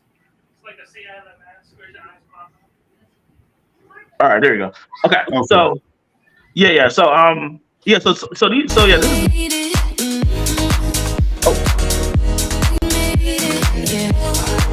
If you don't mind, can you walk us through this? Yeah. I'm sorry, it's a little loud. There we go. Yeah. So yeah, I was just kind of just showing the character design process, just me working on the characters and everything. So Good. That's how you want to sell it. This is how you want to sell it. It's like, hey, look, it's like you're buying if I tell you you're buying the Founders Edition of, we'll say, Mirage, you're buying the Founders Edition of Mirage. Not really. This is what? Assassin's Creed number 8 or whatever. Like, are you going to be able... But you start to like, yeah, this is the Founders Edition. Here's me drawing the first character. Here's a video of me building the first boss. Here's a bug where I was fighting that boss, and all of a sudden my character just literally fell through the floor. Like, right. Like those are the kinds of things that players really like to buy into. Is it's the novelty of the experience of literally watching the game be built. A perfect, more relatable event would be like, I was building a salon, and the salon had a hole in the ceiling when we were first building it, when we were already servicing customers. And I want to say that salon, that the size of that hole was, I want to say 8 by like 9 feet. Like cables were hanging through it. The building had concrete floors. The walls weren't painted or finished. The water didn't run all the way. We had to use water bottles some days. But people love to come there. 1, because of the outcome. 2, because of the experience. And 3, because of being part of the journey. That's part of the gaming industry that's completely abandoned, is being part of the journey. That's the number one mistake of the small studios in terms of the community outreach that they always screw up. Is I would spend 3-4 times more to be part of the journey than to be part of the finished product. Yeah, I understand that now. You know, so You're it's like number 5 otherwise. Yeah, and but yeah, so that's what's like. People are really. Like I said, I haven't even shown the game, and people already love the 2 characters I've shown. So I'm definitely going to push that. You know, so I'm already thinking about you know, how, like when I'm ready to pitch this to a company, the different angles I could take. I could take the one approach of, hey, look, I'm bringing you a game, but this is a franchise. Okay, no. You're not bringing them a game. You're bringing them an experience. Okay, I'm bringing you an experience. Okay, and this experience can branch out into multiple things. Like I can show them proof of, look, this is we can do a manga, we can do an anime, we can do all of these things because based on my market research, people love the character. You're bringing a following. You're bringing an experience that already has a following. Okay. That's already headed in several directions. Right. They already want title number 2. They're already asking for update number 1. Map pack number 3. They're already asking for characters 5, 6, and 7. Right. They're already talking about when are you going to do the second title? We want more boss fights. What happens in the story? You're selling a journey. Mm-hmm. And when they hear journey, they hear multiple titles. Right. I'm not investing in this for one title. This is something with a following that's already going places. At that point, I'm already hearing titles 2, titles 3, maybe even titles 4. Mm-hmm. I'm hearing something that's got depth to it. Mm-hmm. And so the first thing I'm going to ask you for after that is your metrics. That's where you want to have those numbers. It's like, hey, look, I've already gotten people, 1 million people to pay $1 to buy the game. Mm-hmm. They don't hear $1. What they heard is you got 1 million sales. Now you got 1 million sales at $1, but the product was ready to be delivered. They can pay the other 29 once it's finished. Mm-hmm. But then that goes from being $1 million to $30 million for Title 1. No map packs, no expansion packs, no new boss fights, no characters, no skins, no lotto boxes. Mm-hmm. 30 million scratch. Mm-hmm. So if you made $1 million on that first title, are you going to go to a big publisher, or are you just going to say, nah, I made $1 million, I'm going to just stay independent? I'll probably go to a big publisher if I feel like they could take it in a place that I can't. Or if they could take it to a bigger market that I can't necessarily reach. But that's all relative because, like I said, with this particular product, it's funny because in comparison to my last product, I feel like it had a lot of it was a lot of merchandise that can come from it. But I couldn't see it as like an anime or a movie. The merch side. Right, or a movie. But with this particular thing, I could see it. I could see it as all of those things. You see what I'm saying? So if I feel like so if I feel like they can help get the product into a space that I can't, then I probably would still go to a publisher. Yeah. Okay, that makes sense. I hope we're not keeping you too far over time, man. If you got to go, just let us know. No, I'm good, man. We can talk a little longer. Sure. So yeah, what are some of the lessons that you took from the last title to making this title? Like, what's some of the mistakes you're avoiding? What are you continuing? Well, I'll say mistake number one is don't allow it to become stressful. And that was the biggest thing because it shows in your work when you're having fun. And I think the reason why people like with this particular game, the reason why people gravitate to the characters so much is because I had fun making them. You know what I'm saying? And that's just one of the characters. It was one of the characters, probably my favorite character I've ever created. You know what I'm saying? One thing I would say really quickly to add to that is what you also have is active feedback-based development. Yeah, when you drop a video, hey, this, and this is what I'm working on, and this, and that, and they're like, oh, we really like that, we really like this, we really like that. Not really sure how I feel about the blah blah, but all this right here is great. And you have a direction to go with that. Yeah. And so it's interesting too, and I'm kind of seeing hints of this now. It says, I kind of see hints of it now, but I'm also kind of learning to basically get rid of my own expectations, of how I think it's going to go. Because I'm gonna tell you this now, I started working on this game and thinking of it as a fighting game. That was my initial plan, was to make it a fighting game, and that's kind of still my plan. But I am entertaining the idea of possibly changing the genre to something else, only because people like the character so much. You know what I'm saying? So since they like these two characters so much, I'm almost questioning myself. Well, should I make it into a different type of game versus the fighting? Who says you can't have both? It starts as a fighting game, and then it kicks off into an MMO. They escape the space they're currently in, and they get back to the real world, but the real world isn't the real world. Or it is the real world, but it's their real world. And now all of a sudden you go from being in this 2D fighting game to a 3D MMO. Yeah. So I'm taking those things into account because I'm kind of, in a way, I'm almost I know what I want to do, but I'm almost allowing the feedback to kind of almost help mold it, not to completely shape it, but to kind of help me. Okay, I see people are leaning towards this, so let me push it in this direction a little bit. You see what I'm saying? So, so I think that's the one thing I do like about. Say it again. They like it. Throw them a bone.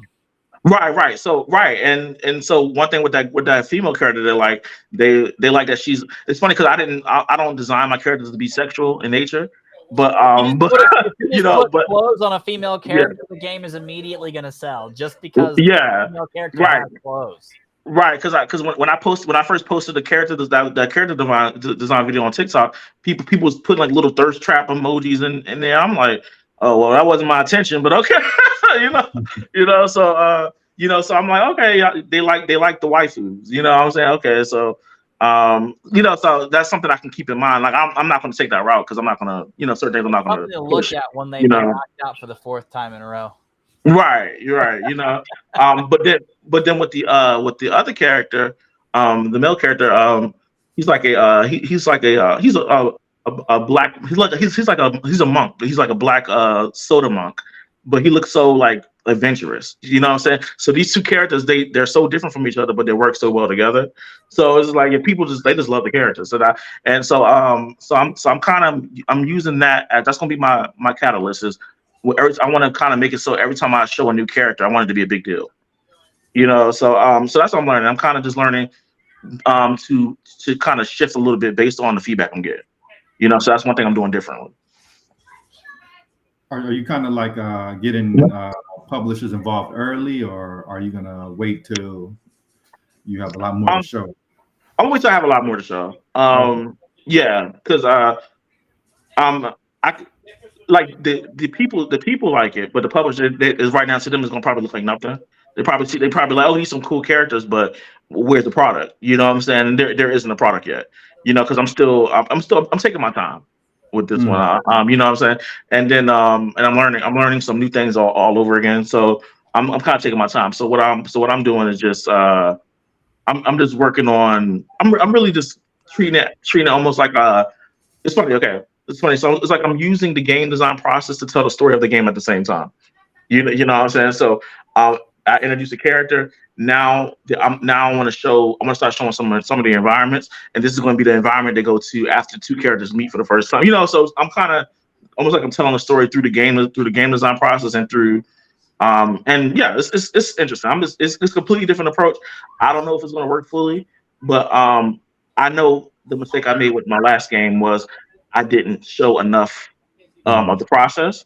I didn't show enough of the characters. I didn't show enough. I didn't show enough art. I was just showing gameplay, and that wasn't enough. Do you have like any concerns of potentially showing too much and people are kind of like they lose the surprise factor? And also, what about like people potentially stealing your ideas? Ooh, that's always a thing. So funny enough, I ain't gonna name no names, but yeah, I've already had people pinch off my ideas before. I have the last game I showed you, Project Remix. There was another game that we had a conversation. We actually had a whole conversation. They started pinching. They they were a little bit more experienced than me in the industry. And they asked me what kind of game I was working on. I showed them the game, and I even showed them the pitch package. And the reason why I showed them all of this stuff was because I was trying to do some like type of collaboration project with them. I had got approached by this opportunity, and I was like, hey, they need me to put together a team. Do you want to be part of this team?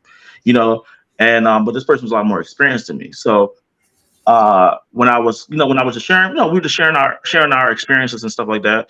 And I showed him that game. I showed him the pitch package. Next thing I know.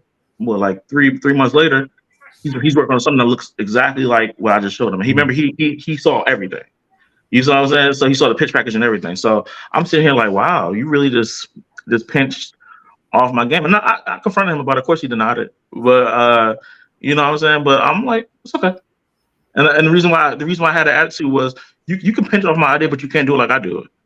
You know what I'm saying? So I'm like, all right, so cool. Yeah. But it's kind of inevitable. It's gonna, I think so. So my answer to that is obviously do what you can, like the copyrights and the trademarks, do what you can in that regards. But it's kind of inevitable because I would say don't. I would say that's bad advice. Mm-hmm. Here's why. And I'll answer two of your components at the same time. Mm-hmm. I'll start with this and then move to the second one. Mm-hmm. I'm building a plane. Mm-hmm. It can fly underwater, it can fly through the air, and Mm-hmm. it can fly deep space. Mm-hmm. It's also got faster than light travel. Mm-hmm. You interested? Yeah, absolutely. That sounds amazing. I've got no graphics. I've got no artwork. Mm-hmm. I've got no marketing, but I've got a great idea. But you're interested just based on the idea and the value that you, not me, but you can conceptualize. I'm just rattling off different features of something from Star Trek plus the F-35 and a submarine. I'm just spitballing ideas here, but you bought in.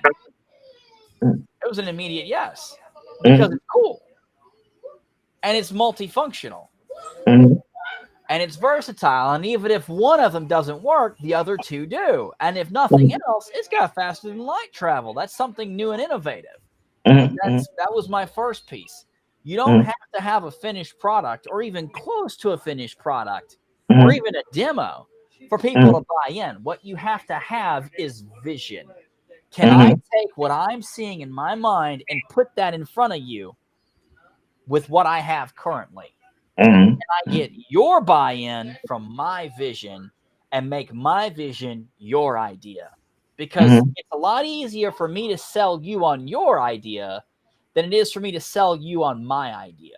If it's your idea, you're not going to fight your idea because that means that you're thinking that you yourself are an idiot. And no one likes to think that they're dumb. Everybody likes their own ideas. That's just how people are. And so if you can make it their idea and their vision too, it's a lot easier to sell from that perspective. The issue is you were showing them content through gameplay. You were giving them experiences versus vision. The issue is they were seeing it physically. They were experiencing it, but they can't experience the entire game. It's not done yet. And so they can't see the vision because that's being obstructed by the demo. What you want is give them the demo after you've given them the vision. Because if they see the vision first and then you give them the demo, now they're starting to see the vision come to life. Versus if you give them the demo becomes the vision. And the problem with that is if they don't understand the demo, you've lost the vision. Forward projected, gone. Because all they're going to see is the demo modified and modified and modified and modified, more levels, more stages, more bosses, more places, but it's still the same initial experience. And if I was confused about the initial experience, you're not going to clarify that later. And the issue is if I've got 10,000 people to meet and I'm already confused about your demo, it's not going to work. And that's why you're getting a lot of no's. What you want to do is say, hey, look, here's where I am community-wise. Here's where I am initial pre-sales wise. Here's where I am projected sales wise. Here's my market. Here's some of my graphics. Here's some of my artwork. Here's like a 30-second clip of a piece of that after you've already gotten them onto everything else. Because the last piece is this is me delivering on the other things that I said that I would. It's an initial piece of proof of work and proof of value. Proof of value demonstrated prior to. Proof of work of I can actually deliver this game. And as long as this 30-second clip matches the vision, that's all that matters. The number one thing you're going to find with every AAA studio that they all have in common, the cinematics are never the game. Literally never.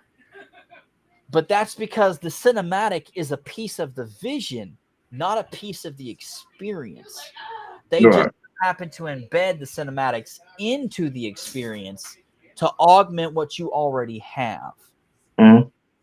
But that's why they do that. It's designed to help to fully immerse you in that experience you're already actively in. But you have to have the vision delivered before you can even get to that, because that was $10 million in graphics and special effects and audio engineering. To even get there, you had to have a budget to land that. And so that's what you're aiming for, is like, hey, look, I'm not asking you for $100 million to build this AAA title. I'm asking you for $100,000 to take what I've already shown you and take that to the initial stages and see if you like it. And if we want to keep committing to that, absolutely, let's do it. And if not, let's look at some of these other projects we can also execute on that also have buy-in. Your 50, 30, 20. Because you can run multiple 50, 30, 20s. Hey, we just got funding, so we're looking at spinning up additional ideas that we're putting into the hopper after we're done. After is the keyword. We're done with these. And if you start getting a bunch more following and a bunch more buy-in for these other titles, you could actually turn right back around to the studio and say, hey, look, we've got this project. It's running. It's funded for this piece. We're definitely going to finish that, but I want to let you know we've got 30 times more interest in this thing over here. What's your thoughts? Because then you can now have them buy into your second idea. And now you have two projects active in concurrency. And you have an additional budget for additional funding and additional manpower. And then you have the ability to borrow manpower between projects, especially if your initial project is a flop, you can transfer everybody over into the second project. And you can borrow manpower and vice versa. That's what Elon does with his companies. He has 3 different companies, and they all borrow the same manpower. Because if they've got available cycles, they finish their initial core work, and then they have their auxiliary work with the other company that they work on in tandem. And so this is their 70-30 split, and they've got their primary project and their secondary project, and it keeps them across 2 different billing charge codes. So, yeah, and I know you've been kind of like a one-man team. Is there a reason that you haven't worked with other developers? Is it because you don't want that to compromise your vision? Or is it no, not necessarily. I'll go into that in 1 second. But let me go back to what he was saying. But no, everything that he was saying, I could totally agree with. Now, what we were talking about in regards to protecting your things from being stolen. That's what we were talking about. So yeah, I agree with what he was saying, but no, I just want to just go back to what I was saying in regards to that. It's kind of you can't really avoid that fully. So only thing you can do is just do what you can do. Is to get something, to get whatever you can trademark. But other than that, it's kind of inevitable. That's what the internet does. They want to. People are going to pick off your ideas. You know what I'm saying? Or people are going to be inspired by your ideas, but they're not going to always tell you that they are. You know what I'm saying? Let me ask you this: have you ever seen a knockoff Tesla? No, I haven't seen one. You want to know why? All of Elon's technology inside the Tesla is open source. It's open source and openly available. The reason why you're not seeing a knockoff is because of the fact that it's advancing so quickly, no one's trying to knock it off. Because advancing and prototyping and second and artificial versioning so quickly, people that would want to knock it off, that would try to knock it off, can't afford to knock it off. Because by the time they get a knockoff, they're already 5 versions ahead of the knockoff that they made. And they're just out of date. You want to do something similar. Instead of spending the hundreds of thousands to millions of dollars on trademarking and copywriting and patenting, what you do is you produce the product, and the quality is so vastly superior to what any knockoff can get. You can get knockoff Coca-Cola. Everybody's seen Sam's Cola. Everybody's seen whatever the other ones are. I mean, Sam's Cola, the only one that comes to mind. But I don't even know the names of the knockoffs, even though I walk past them all the time in Dollar General. And that's because they just don't compete in terms of quality. So I don't bother to learn their names, even though I know for a fact they're half the price. It's the quality at the end of the day that matters. Back before World of Warcraft took a total nosedive because they stopped listening to their PvE players and their interests because they focused on PvP. And for some reason, trying to go into the esports space, which destroyed their business and lost them 70% of their customer base, they just made a game that was phenomenal. And they were constantly driving great experience and great content and great vision. And because of that, there were tons of other MMOs that were out at the same time.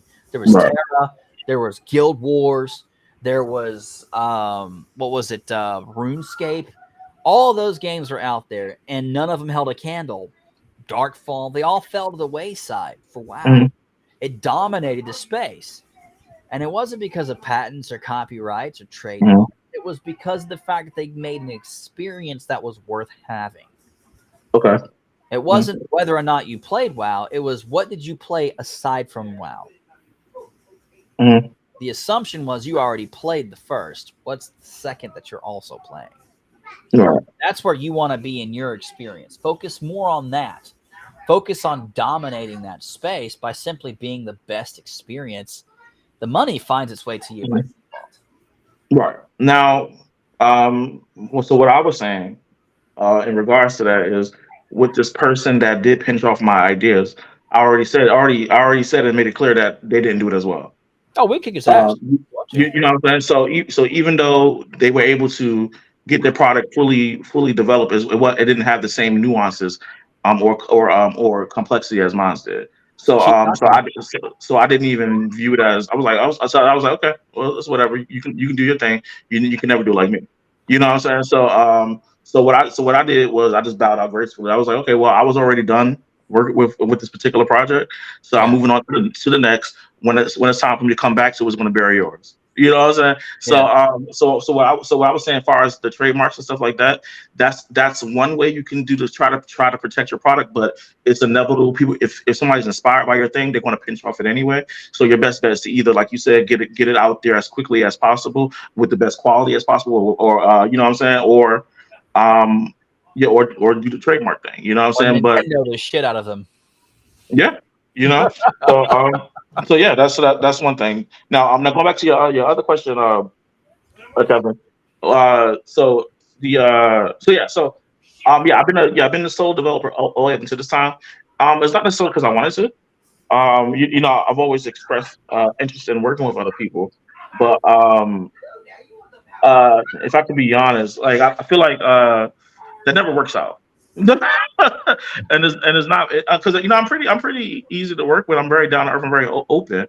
But I think a couple of things happen when people try to work with me. I think one of the things is because I have such a passion for what I'm doing, is that I think they get slightly intimidated. So and so they always so it starts to become a competition after a while. And I'm like, I'm not, I don't do this. You know what I'm saying? I was like, what is it? I just want us to work together and make something, you know? So I started kind of feel, it starts to become like a thing of people try to flex their muscles to show how much more they know. And I'm like, no, I just want to work on something together and make something fun.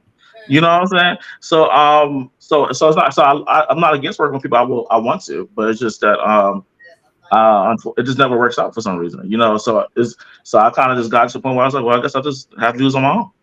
You know what I'm saying? I think everybody wants to, because I think you know what it is. I'm not gonna say intimidation. Let me retract that.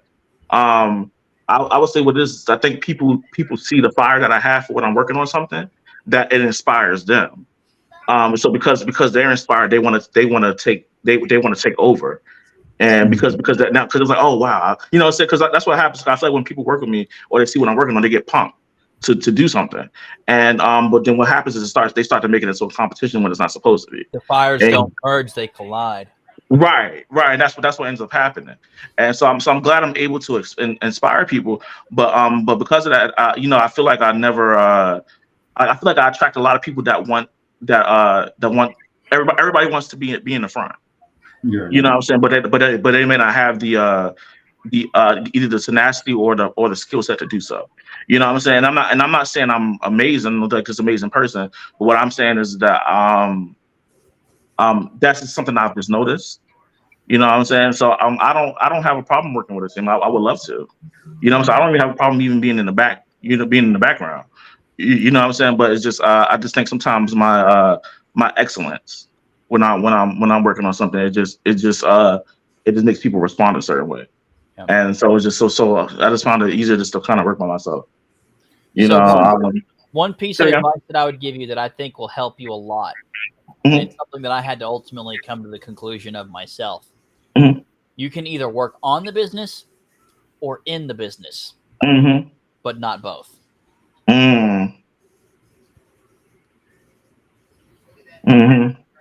That's what you said. Yeah, no, that's right. That's So like when you did work with people and you know they had a slightly divergent vision of the product, how did you like, handle that? Okay, well, I try my best to be very very logical. So I remember I had a situation where we were working with a team, and we only had 2 weeks to work on the product. You know, so we spent like no, it was 2 weeks, about 3 weeks, I think. 3 weeks to a month. I think we spent a whole week, you know, brainstorming ideas for this particular project, right? Now, mind you, the project didn't have to be perfect. It just needed to be done. And because once the project was done and we met the deadline, then they was going to fund us to do the whole thing. You see what I'm saying? So they need to be perfect, and I kept that in mind. You know, so I was the one that was leading this project because they chose me to lead it, the event. So I was like, okay. So I had to bring on a team of people, and they wanted the game to be made in Unity. So I had to take the background a little bit because, all right, they put me in the forefront because I worked with these people before, so they wanted me to lead the team, and they was paying each of us X amount of money to do this. You know what I'm saying? So I was like, okay, so guys, this is what we're gonna do. Like, so I said, all right, so I'm not, I don't know how to use Unity because that's not the program I use. So I found people that knew how to use it. You know what I'm saying? So, okay, so you know how to use Unity. So I got two programmers. I was gonna do the art. And I got somebody to do the music. So we spent a week brainstorming, you know, coming up with the ideas for the project, and everything was flowing, right? And then I had one person that didn't necessarily know how to program as good as he said he did at the time, you know, and so that was kind of messing things up. So I did what I thought was right at the time, and I think this is where I probably made a mistake. I did what I thought was right, and I was like, okay, dude. I'm sorry, we're gonna have to maybe take you off the project because like, you know, I need you to produce and you're not, you know, and we only got that much time, you know what I'm saying? And so he wasn't really contributing like I feel like everybody else was, and I felt so bad doing it, but I felt like that was the right thing to do at the time. Don't. And don't so ever feel bad. Yeah, I did. I felt terrible though. I did. Because he was a friend too, you know. So Yeah. So now, but now this is the catch-22. So I asked one of the guys on the team. He knew somebody else to bring on that was a programmer, and I brought them on. And when I brought him on, I told him we went over what we already had, and this is what we've been thinking. This is what we've been brainstorming. And he was like, "Okay, I like this. I think we should change this and change that and change this and change that." And I was like, "Okay." And, you know, so I was open to it. So we were all brainstorming some new ideas, but it got to the point where I feel like we were doing so much brainstorming that nothing was being done. You know what I'm saying? So I was like, look, y'all, this is what I think we need to do. The ideas the parts you're talking about changing. I'm having trouble grasping the vision of what you're trying to say. You know what I'm saying? I'm not saying what I have is perfect, but what the ideas you're trying to say is that the rest of the team is getting it, but I'm not. You know what I'm saying? So because I'm not getting it as well, I just think that we just need to let's just make the game based on what we already had, and then when the game gets picked up, we can rework everything all over again. But we need to do something. That's you know, exactly right. Right. You know what I'm saying? So, but when I did that, everybody felt like I was being a tyrant at that point, and because remember I just kicked somebody off the team. And now I'm like kind of in a way kind of almost undermining everybody else because everybody was on board with this new idea of shifting things, but I didn't understand what he was trying to do. I didn't understand the vision of it. It just wasn't clicking with me. So because it wasn't clicking with me, I'm like, I don't get it.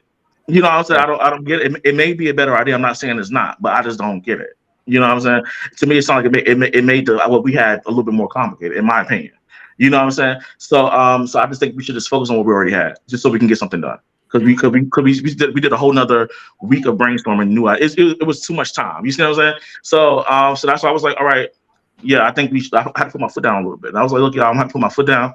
Let's just focus on what we have, and then we can always rework it later. Yeah. Wow, when I did that, people was like, you know what? I don't think I want to do this no more. and it became this whole thing. And I'm gonna tell you something too. Now, this is what happened. So eventually the whole team fell apart, right? And a lot of you not. I'm gonna be 100 with you. I'm not trying to be too deep or too spiritual. A lot of you not. A week before all this happened, every day I felt like the Lord was telling me to read the story about Judas, about Judas betraying Jesus. Right? I read the story every day. He had me read the story every day for a week. I'm like, why am I reading this? I know the story. He betrayed him. Jesus died. Blah, blah, blah. I knew the story. So I'm like, why am I reading this? And then, so then after the team fell apart, that was that. So I thought. So then I found out that after the team fell apart, I talked to Google and I said, hey, the team, we kind of having a clash of ideas. It's not working out. I think we might, and so people start dropping off the team. I know we don't have enough time to find new team members. So I think we just have to call it a quits. Right. So then come to find out after that, after the team fell apart, they formed a new team on the side. And then they went back to Google and they went through they took the idea that we came up with together and went back to Google and did this whole thing. And I was like, oh, that's why I was reading that scripture, So it still hurt, but it was less of a blow, you know what I'm saying? Because I already had an inkling indirectly that it was going to happen, you know what I'm saying? And so that's what happened. That was the last time I really worked with a team. And like I said, everything, like I was really trying to be a team player. I was really I had to make some tough decisions that I didn't want to make, but everything fell apart after that, so yeah. I mean, so basically, if I hope to answer your question, it's not that I don't want to work on a team. It's just I just haven't had the best of experiences with it, unfortunately. Yeah. So the first thing that I would throw in there with that is with your friend. Starting there. Never feel bad about removing a player from the field. You're not necessarily removing them forever. You're just removing them for now. And that may be for the fact that if you're going into an all-mage battle and you've got a paladin on the front line, G's awesome, but G's got to go. Yeah. Son, this is a magic battle, and you in the wrong place at the wrong time. This is going to go sideways. You got to go. Not that you got to go, but you got to go. And the thing with that is look at it from this perspective. I'm not kicking you off the team. I'm removing you from play. So that I put a player in that does fit this requirement well. Right. And that's because look at it from this perspective. And this is where a lot of people's pride gets in the way of their own success. If my name is attached to a title, even though I started at the beginning and then I got pulled out halfway through because of the fact that my part's done, I'm still part of that achievement. If that title goes to AAA status, I'm still on a AAA title. Right. I still hit a home run. I was part of that team. There's nothing wrong with I'm an infrastructure, I'm a security, I'm a cyber guy. I come in, I build the entirety of the infrastructure, everything's up and running. And the developers are like, hey, man, thanks for helping us out. We got the rest. Fantastic, bro. Let me know what other titles we need to work on or other projects or other companies even. And then as you're finishing that title, I'm still a part of that team. I was still there in the beginning. And you can always be brought back after the fact. It's like, hey, look, we need a networking programmer. You're not a networking programmer. I need to pull you off the project and sideline you because I have limited budget. I need to put in a networking programmer who specializes in networking programming. Right. In this 2-week project to kick open the 2-year plan. And that's how you can run that. Okay, I like that. People understand that. It's like, hey, look, I'm not kicking you off the team because I want to. I need to pull you onto the bench so that I can put the guy in who can hit this thing the rest of the way. You help me load the bases. Now I need a home run hit. Yeah. And you're a bases loader, and I need a grand slam guy. And I just dropped my grand slam guy in. He hit the grand slam. Now we got a 2-year project. Let's put you back on that in the areas that you excel in. For the second component, as a leader, you're not always going to know exactly what's going on. You're not always going to understand what's going on. What you can understand in 100% of circumstances, and I personally advocate for this, is that you can believe in your team. You can trust your team. If you have somebody on your team that you don't trust, get rid of them immediately. Because it doesn't matter if they can perform or not. If you don't believe that they can perform, you will end up handicapping them simply because you don't believe in them. You will impede their progress as a leader. And if you truly believed in that person and you truly wanted what was best for them, you would cut their losses immediately and help them get to a leader that can believe in them for whatever reason that you cannot.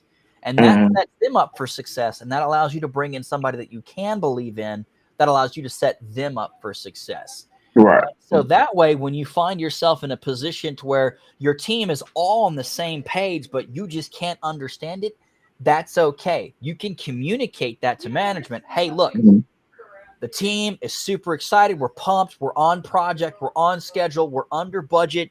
They've got a vision.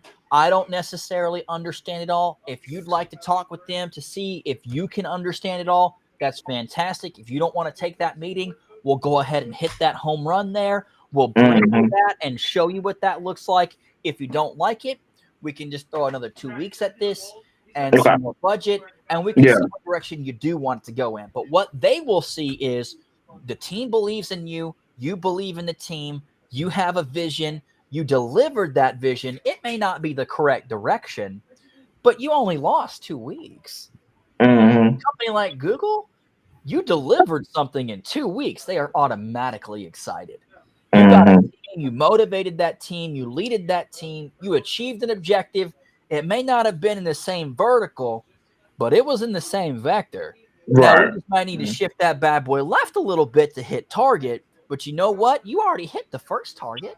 Yeah, I like that. I have confidence you'll hit the second one if I give you some more additional guidance.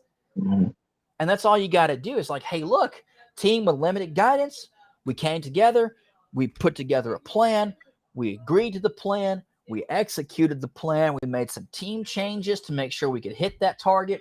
We hit the target. You want us to shift left? Fantastic. Let's make that happen. We hit that left, shift left. Then fantastic. Now we're on the 2-year. Bring your friend back. Team's happy. Team's excited. Team knows their leadership supports them. You're good to go. Now, one thing I do not agree with and do not like is the fact that they tried to steal your project and then eventually did steal your project by sabotaging you intentionally. That is a staff you do not want to work with.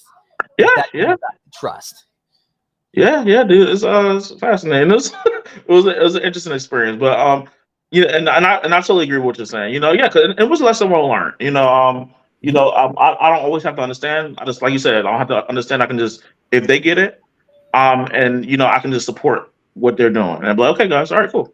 So I get that. I like that approach as well.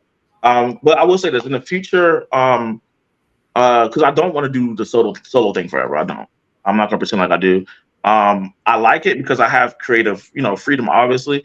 But I think my new approach is gonna be this. I know because I have the vision in the creative direction of it, I'm gonna be just that. So I think in the future, even with this particular project, I'm going to put as much work into setting the vision and making the plane, making it understandable. This is what it looks like. This is what it feels like. This is what it sounds like. You know what I'm saying? Because I can hit all those places, because I can hit the programming, I can hit the art, and I can hit the music. I can establish what I want those 3 pillars to look like, feel like, and sound like. So now when I go find a team, like, here, this is what I have. This is how I want it to look. This is how I want it to feel. And this is how I want it to sound. And now they can be like, okay, now we got something to work with. So they'll just build on the foundation I already laid. You know what I'm saying? So I think that's what I'm gonna do moving forward. The best advice that I can give you for that is your mistake that you made last time was you needed to build an aircraft, so you hired a bunch of aircraft engineers. Right. The problem is what you needed to do was go out and hire a bunch of helicopter mechanics and helicopter engineers. Same principles, same concepts, different innovation and implementation. Right. And the logic behind that is simple. If I go out and I hire a bunch of people from Ford to build a car, they're going to build a Ford because they build Fords. They're Ford engineers. If I go out and I hire an airplane engineer, they're going to make what they think is an airplane. Right. Oh, I think it froze up. But yeah, until he comes back. So yeah, I mean, like I know you're a man of faith. Do you like weave the lessons of the Bible into your games? Like, yes, yeah, yeah. I can put in almost every game that I make. It may not. It's so great. Like I think one of the awesome things about I guess if I go a little bit into my gifting, one of the awesome things about having a prophetic gifting sometimes is that I put things in the game that I didn't even know was prophetic sometimes until I would end up seeing it later when I'm like, oh, so it's like it's amazing, so that's one of the things I really cherish between me and my relationship with God sometimes is that sometimes he'll give me an idea for something and I don't understand why, but I was like, okay, well, it's a cool idea, I put it in there, so so yeah, so almost everything that I make, not almost everything that I make, I always put a little bit of God in everything I make. It's not always clear at the beginning. Like with this project, I don't see it yet. You know what I'm saying? But as I'm working on it, it's gonna start making sense. I'm like, oh, okay, I see. So God, this is what you want me to do here. Got it. was there anything you ever had to remove because like maybe it was offensive to God or tone this back a little bit? No, I don't think I've ever had to do that. I have to. I would question certain things. So for example, this one thing I've been writing this story. I've been writing a story about I'm not gonna really go into what it's about, but I remember while writing the story, I heard him say you need to incorporate the legend of Atlantis into the story, and I'm like, why? You know what I'm saying? Like I'm like that doesn't sound like a very godlike story, So I'm like, why would I incorporate this in there? And then I listened. I was like, okay, so I incorporated it in there. And then as I started doing my I love I'm a Bible geek, so I love looking into like the history and all the ancient history and all of the stuff. So I love that stuff. So as I started looking up into the stuff, the story that he gave me for incorporating Atlantis into my story, it started lining up with certain things that happened in the ancient scriptures and all this other stuff. And I started seeing how it connected to Noah. It's amazing. You see what I'm saying? So I was like, oh, you know what I'm saying? So I don't think I've ever had anything I had to remove because it went against God, but I'm not against it. You know what I'm saying? Either. So if I feel like he would show me something, then I'm like, okay, yeah, maybe I should check that out. But I've questioned certain things at times, but I think excuse me, I kind of broken out of that that religious mindset of certain things. So sometimes I feel like with the church, they're so religious that they're of no use. Sometimes, you know what I'm saying? Because they think that they think that they know the proper way to do things, and God is like, well, no, I want you to do it this way. But you're right. They're trying so hard to be Christian that they're not being. If that makes any sense, you know what I'm saying? So it's just like because Christian media is terrible. Like it is trash. You know what I'm saying? And when I remember when I first became a Christian, I was like, all right, I said, Lord, if I'm gonna do this Christian thing, this Christian media gotta go. You know what I'm saying? So it's almost like I went through like I feel like in some ways I went through like a spiritual creative boot camp. In some ways, because I'm like, all right, so I know how to put the things of God in my stories without it feeling intrusive, but it also it's also feeling so people will get the message they need to get, but then the people that really know, that know the word or know the word of God, they will see it. You see what I'm saying? Because I mean, it's the same thing that they already do now with media on TV. You got one of my favorite shows is Avatar: The Last Airbender.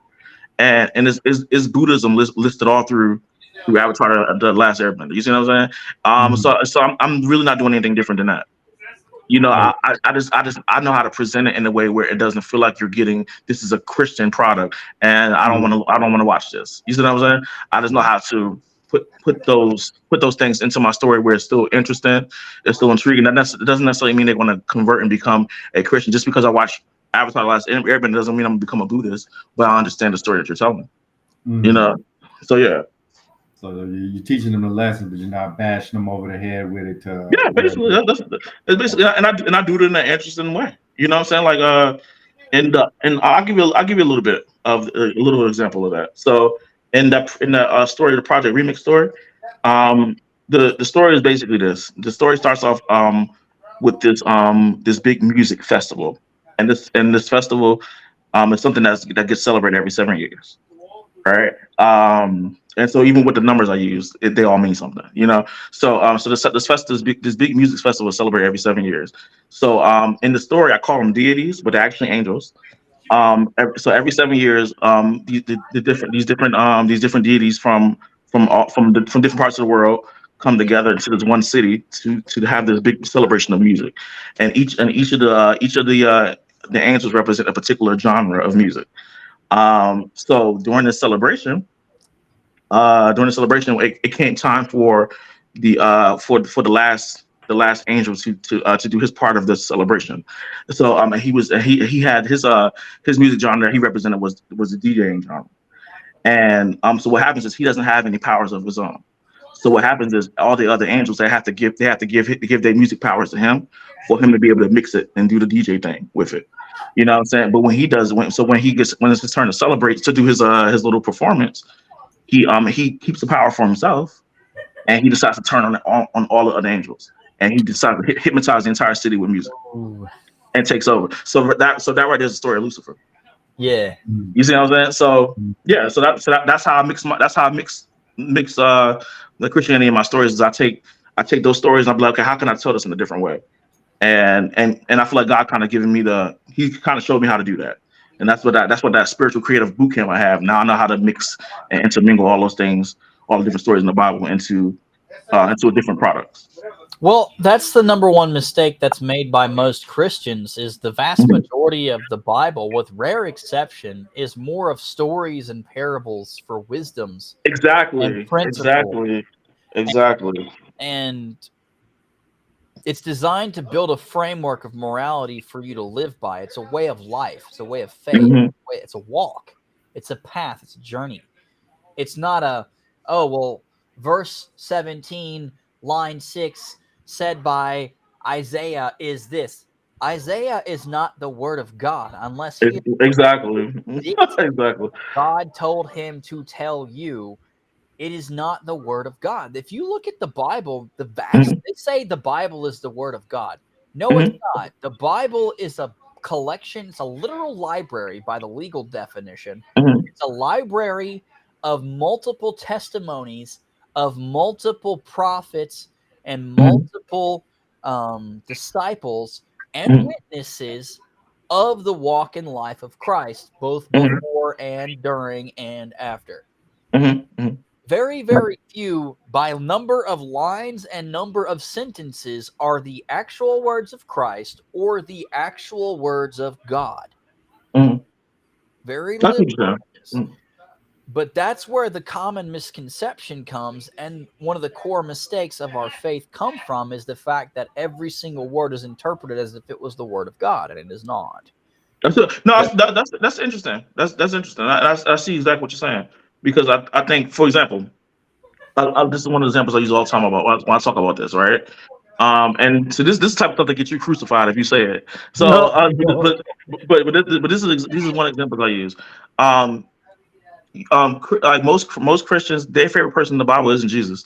Their favorite person in the Bible is Paul, because Paul is he's more relatable to the narrative that they want to have. And that's I'm gonna tell you what I mean. So people like Paul because Paul was very direct with his message. He's like he's very in your face with his message. But the difference is he had to be, because he was dealing with a lot of Jews that knew the truth, but they didn't want to accept the truth. Jesus was very a lot more softer, because he was dealing with people that didn't know who God was, or people that never had an encounter with God. So people like taking Paul's approach, not knowing that Paul's approach was set that way for a particular reason. He had his approach with him being very, very direct was because he was dealing with a lot of hard-headed Jews that knew Jesus was real, but they trying to pretend like they didn't know. You know what I'm saying? So, but a lot of Christians, they like that part, but they don't like the loving part that Jesus did. You know what I'm saying? So people think just because Paul was like this, and just because it's in the Bible, this is how I'm supposed to be. No, that's not. Even Paul himself said that you can prophesy, you can do all these amazing things, but if you don't have love, then it means nothing. You see what I'm saying? So that's what it is, though. Like a lot of people, they will read something in the Bible and they'll think that this is how it's supposed to go. But sometimes some of those things in the Bible is a lesson. You know what I'm saying? This is not what necessarily God is not saying you need to be in your face. It's funny. I made like a little video about this recently, and in the video I drew like a little illustration, and I was talking about how people like, you know, we're called to be the light of God, right? And when you're the light of God, all you have to do is just step into a room, and that light that comes from you will start to reveal things that's hidden in the dark. But a lot of times Christians, they like to hold their light and shoot it out like a Kamehameha wave, you know what I'm saying? And they like to hit people with their little beams of light, and they think that's how what being a Christian is. No, sometimes being a good Christian is just being in that environment. I dare say that most of the time Jesus was minding his business, being a light, and people came to him.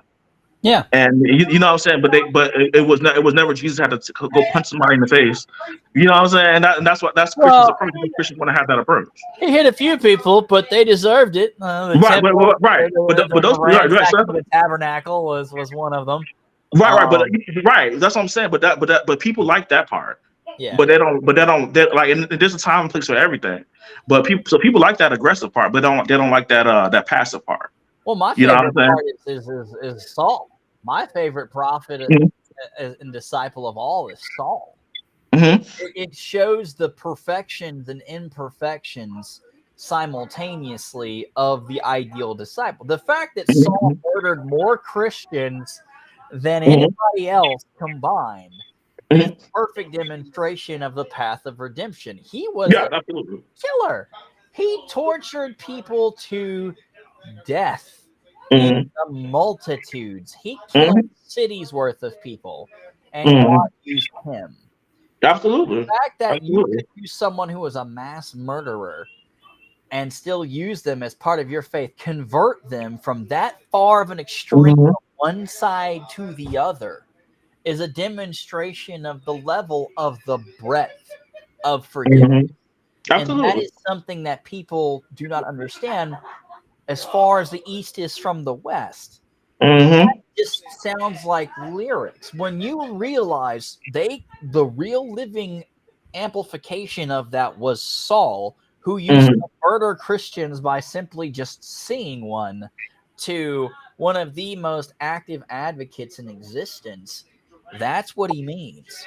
When you look at things like Psalms, it's a great example is Psalms. Is there are so many components to Psalms, and King David himself who wrote it, and the components of the arrogance and the downfall and the re-rise of David, and the Psalms and all the stories and components of wisdom and grace and understanding and humility and patience and kindness and caring and love, and all of those characteristics that are embodied in those books by David and also by the Psalms chapter itself. Those are components to what is the practice of the faith. The understanding of the faith is in the components of things like Ruth and Magdalene and Saul. The fact that he sent Noah into the belly of a fish as I'm just going to have a whale eat you. That seems like a good lesson. You know, solitary confinement is 700 feet beneath the surface of the ocean. Like, his lessons were eccentric. It reminds me of the movie Anger Management. Where the guy's methods were like extreme, but they were super effective because they were so extreme. It's a perfect example of exactly that. And I think that people who are Christian and people who are Christian, there is a massive breakdown in those two peoples. And I think the perfect example of the outcome is the ending chapters related to Sodom and Gomorrah. It's the people who walk the faith aren't going to look back because they don't need to. There's nothing to say goodbye to. There's nothing to bid farewell. There's no attachments. It's Saul was murdering Christians, and now he's saving Christians. Right. And that history is history. It doesn't matter how big the mountain of bodies was. that's gone. Mm-hmm. The second you convert, that's washed away. That is the totality of that is zeroed out. It's gone. Right. The only thing you have is the future, and that's the component that so many Christians really suffer from being able to understand is, and I struggle with it too. And it's being able to understand once you make that change, the past doesn't exist anymore. Mm-hmm. And it's just, well, with rare exceptions, there's I think like 2 or 3 components to that, to where God has no forgiveness. And that was, I think, if I'm not mistaken, edicted by the words of God. And one of them was the blaspheming of the Spirit. And if you blaspheme the Spirit, God said there is no forgiveness for you. There is no redemption. And that's not my call. But I mean, everybody's got a line. I guess God's is that one. So, and I think the other fascinating component to it is Christians struggle to realize that line exists, and not with the extremes of you'll never be forgiven, but the extremes of once you are forgiven, and they can't get past the, oh, well, they're sinners and they're X and they're Y, and there's the not even realizing that you're passing judgment on someone simply because. And that's understandable, but the component to that is once they convert, once they seek forgiveness, once they invite Christ into their life, that history no longer exists. And if we truly walk the faith as Christ did, that doesn't exist anymore. He doesn't carry that with him. He doesn't, well, I wrote it in the book. You got 6 pages in here, but only 2 got stuff written on them. No, it's like those other 4 they were ripped from the books. They don't, as if they never existed, as if it never happened. And there's only been 2 pages, and there is only 2 pages, and that's it. As far as Christ is concerned, as far as God is concerned, as far as judgment is concerned, there's only 2 pages to consider. Everything else is non-existential. And that's one of the biggest failures from a Christian's perspective, from my observations in the walk of the faith, is people in their imperfections are not able to walk as Christ did, though he walked as us on the earth. Right. His ability to seek forgiveness, to see forgiveness, to give forgiveness, and to comprehend forgiveness. His comprehension of the faith was at a level far beyond what I feel anybody will ever be able to achieve. I mean, the idea of you just axe murdered 100 million people, and then, like, you invite Christ into your life, and all of a sudden that never happened. Most people can't grasp that concept. Yeah, absolutely, man, and so I definitely agree with that. Like, like, so go back to what we're talking about. I don't believe that you need to bash people over the head with the Christian message. I believe that is that powerful that all you got to do is just light a match and it will spread. That's it. You know what I'm saying? I don't agree with that. I'm never going to. That's why I don't even call myself a Christian game developer. And the reason why I don't is because I'm a Christian that just so happens to make games. And so when I make my games, I'm like, you know what I'm saying? Like the guy that the 2 guys that made Avatar: The Last Airbender, I wouldn't be, they're probably Buddhists, because that's the religion that they were really pushing in the Avatar: The Last Airbender, you know. But they're not going to say I'm a Buddhist animator. They're going to say I'm an animator, and I just so happen to be a Buddhist, and I put some of these elements into my product. You know what I'm saying? I'm not. So that's kind of my approach. I put whatever. You know. So a lot of times I'll come up with the idea before I even figure out how to incorporate God into it, or it could be the other way around. I get an idea, and I'm like, I should make something centered around that theology that I feel like God had dropped in my mind. You know what I'm saying? So it depends. Yeah. Well, I think the number one issue with people and religion as a whole is people see religion as a condition or a status, like a status effect. They do. Instead of seeing it as what it is, which is a direction. Buddhists are going in one direction. They're walking faith. Christians are going another direction. They so happen to be going in the relative same-ish direction if you're of the Abraham religions, and the Jews and the Muslims and the Christians, we happen to be walking in a very similar direction in a cone, and it happens to be going ish that way. Yeah. And then you've got the atheists going in pretty much the complete opposite direction of all three as much as possible. Buddhists are somewhere in the in-between. They're all directions. And you can't be a direction. You can only travel in a direction. You can only go in a direction. And it's totally okay to encounter someone and say, hey, look, our paths are going in very different directions. And my faith is taking me this way, and your ideologies or your personal politics or beliefs are taking you in that direction. And those directions just, they're not cohesive. And that's yeah, absolutely. And I'm never gonna make somebody feel bad about what they practice. That's not my job. But a lot of Christians think that's their job. That's my job is brimstone guys. Yeah. Right. Yeah. My job is just to be a light, because what's going to happen is they're going to eventually see that there's something different about you, and they're going to start asking you questions. I don't got to throw Jesus at you, but you're going to see that. You're going to see the Jesus that's in me. You see what I'm saying? So yeah, but I don't think. First of all, the first thing we call to do is love people.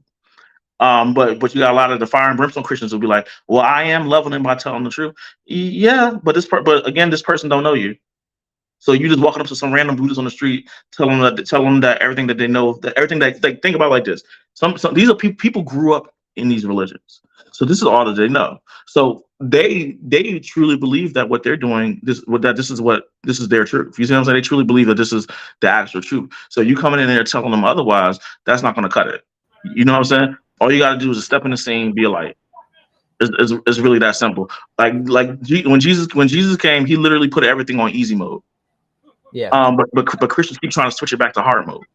Well, I have a saying for that I think is highly effective, which is people you waterboard aren't thirsty. If you try to make someone drink it or you torture them with it, they will never consume it.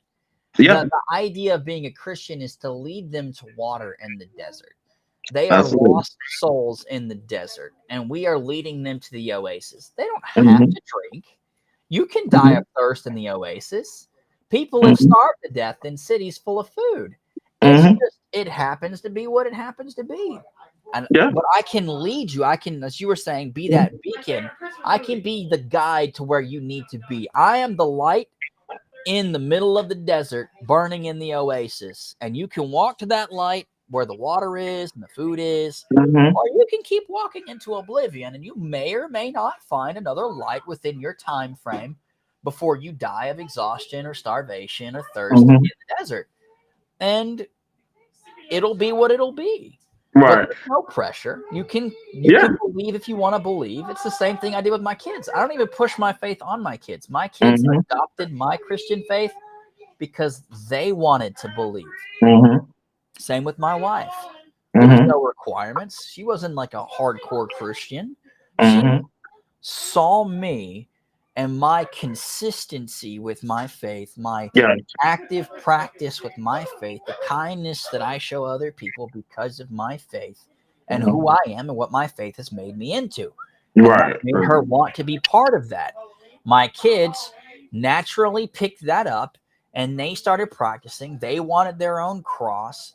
My son first, and now my daughter, and hopefully my other daughter, and my older daughter, maybe. I don't know.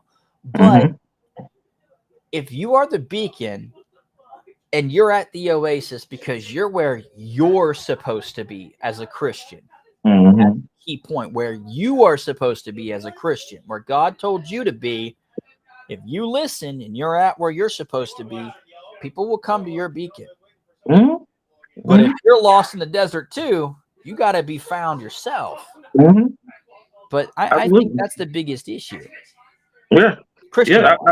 And absolutely. Like, and it's like I already know some of the things that I think when it comes to certain things are a little controversial. Um, but I'm okay with that because I feel like you don't get nowhere if you don't push the edge a little bit. You know what I'm saying? So some of the things, like for example, I'm gonna give you an example. People don't like the idea that Jesus wasn't white. I'll take that can No. open right away. Jesus was not white. I regret to inform you, but not really. Right. So I'm gonna give you a good example of this. Right. Do you guys? It's a story in the Bible. I can't remember exactly where it's at. And basically in the story, it was these I think it was like three men. They were like spies, and they were going into a city to spy out, to search out and see what's going on, because they were about to come. God was about to get ready to send them to send the nation of Israel to overtake to overthrow the city. So when they were discovered that they were spies, they were kind of on the run a little bit, and this woman that lived in the city took them in. And she took them in while to keep them safe while they so they can get away. So the guy told them, he said, because you kept us safe when we need it, we're gonna when we come to overtake the city, we're not gonna harm you. So just put a red flag, or like I think she had a red scarf hanging from your window, and when we see that red scarf, we'll know not to go and raid your your dwelling, right? So now I'm telling you this for an example. So now I'm gonna take that story and I'm gonna flip it.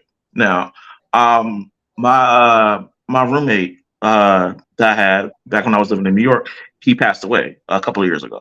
Sorry for your loss. Well, thank you. Oh, no, thank you, man. I appreciate that.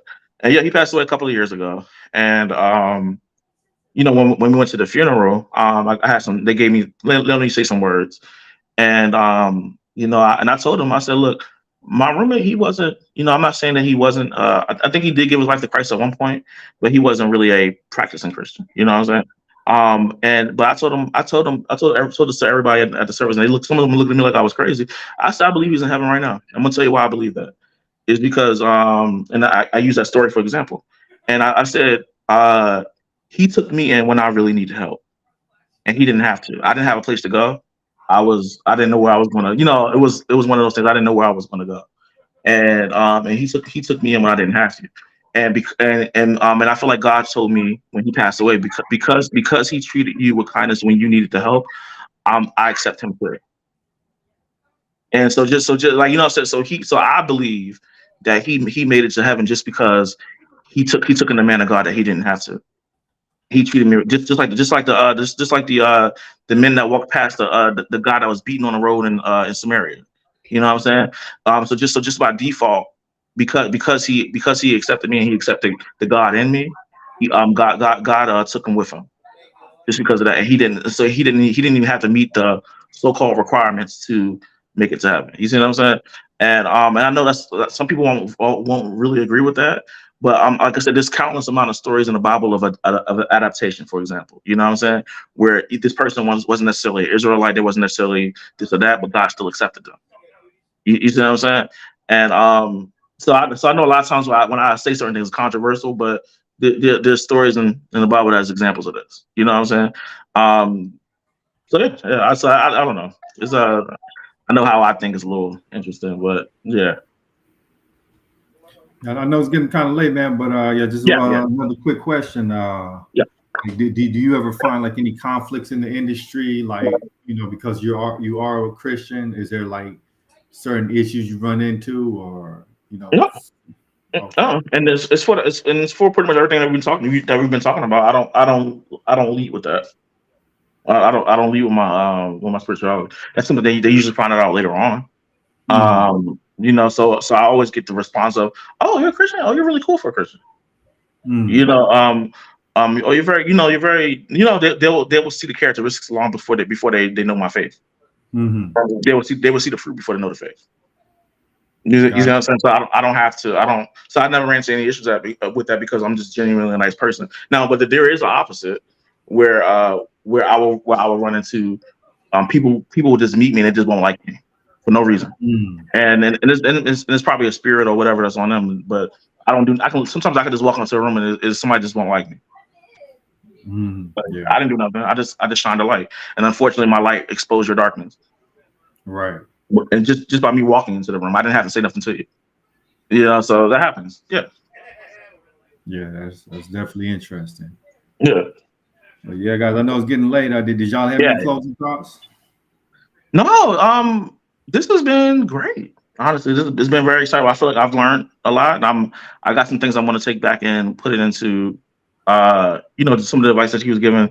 I'm definitely going to apply a lot of those things, and I feel like I'm not crazy because you guys are able to kind of see where I was coming from when it came to, how I was trying to move in the industry and everything. So, I learned a lot. So, I feel very positive moving forward. And I feel like this is a new jump off point for me, and I appreciate starting my jump off point with you guys.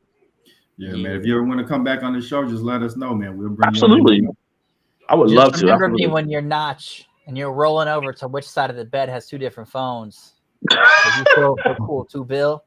I mean, we can work together, man. I like your business mind. I'm okay with that. I want to work with as many game people as possible. Absolutely. I want to, because I want to see as many people hit as many home runs as possible. My thing is this: even if you don't hit a grand slam, you just hit a baseliner, and you only make $5 million. Expenses 10%. You put $500K in the pocket. I helped you buy your new home. Look, man. I really love your mom, man. I want to become the next Walt Disney. And I'm literally like I have a vision that big. You know what I'm saying? So I don't know if I want to be the mouse. They've got a gangster, man. Like they've got an actual G-man. I don't know if you knew that, but they have a literal G-man, and I know his name. Dude is terrifying. Like his history, you're like, this man is an actual G-man. And you're I believe damn, that. The mouse got serious. No, I believe that. But no, like I want to, I kind of have a vision. Like I want to get to a place like that. You know what I'm saying? And I want God to be a part of it. You know what I'm saying? So, and I believe it's possible. I just need the right people around. So yeah. I'm more than happy to help you get there if I can. Absolutely. I'll pass y'all's information to each other once we get off the stream. Absolutely, please. Thank you so much, guys, and I really appreciate this opportunity. Oh, by the way, are you going to TwitchCon? Say it again. You going to TwitchCon? No, it's so funny. I'm learning about a lot of these different cons. Like just now, like I knew about certain ones, like the basic ones, like PAX East and stuff like that. But I've been learning a lot about these cons. So what is TwitchCon exactly? TwitchCon's where all the streamers go. Oh no, I never thought about that. Definitely want to go. Where's it located? I think the second one's in California.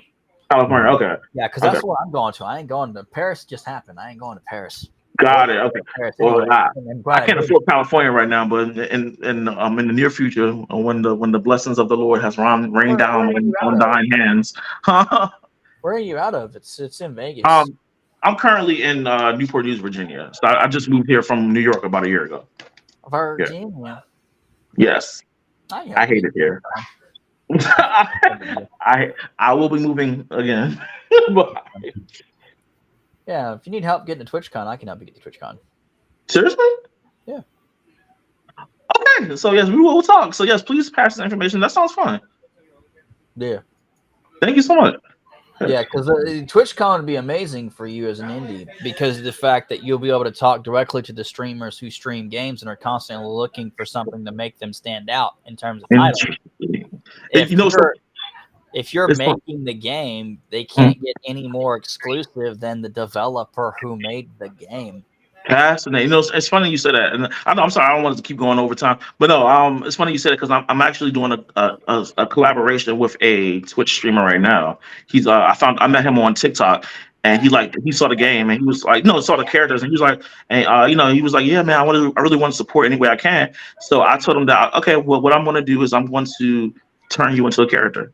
A video game character. Now I don't know if I'm gonna necessarily put him in the game as of yet, but I'm designing him.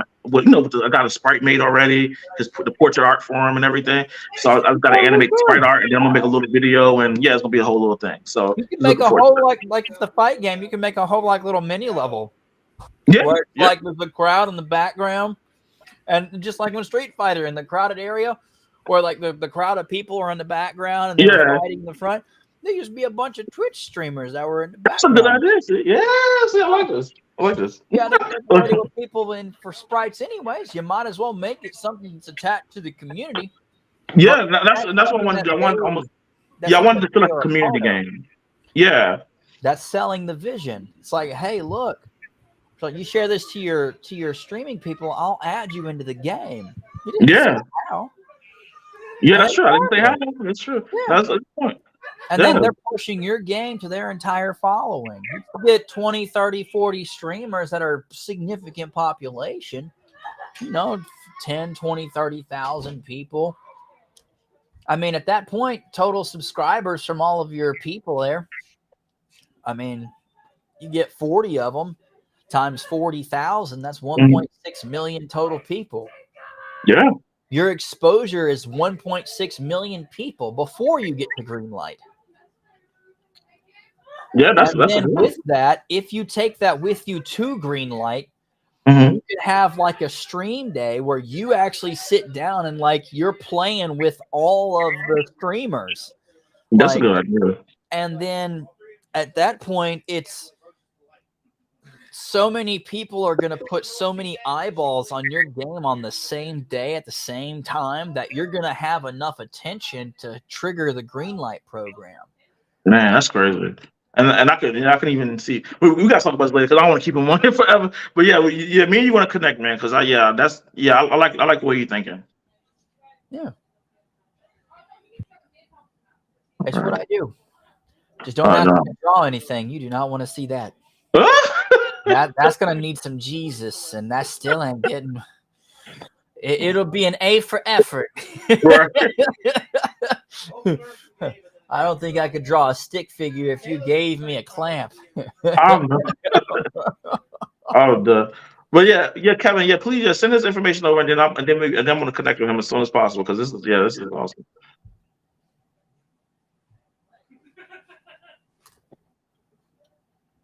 Hey, I'm broken stuff.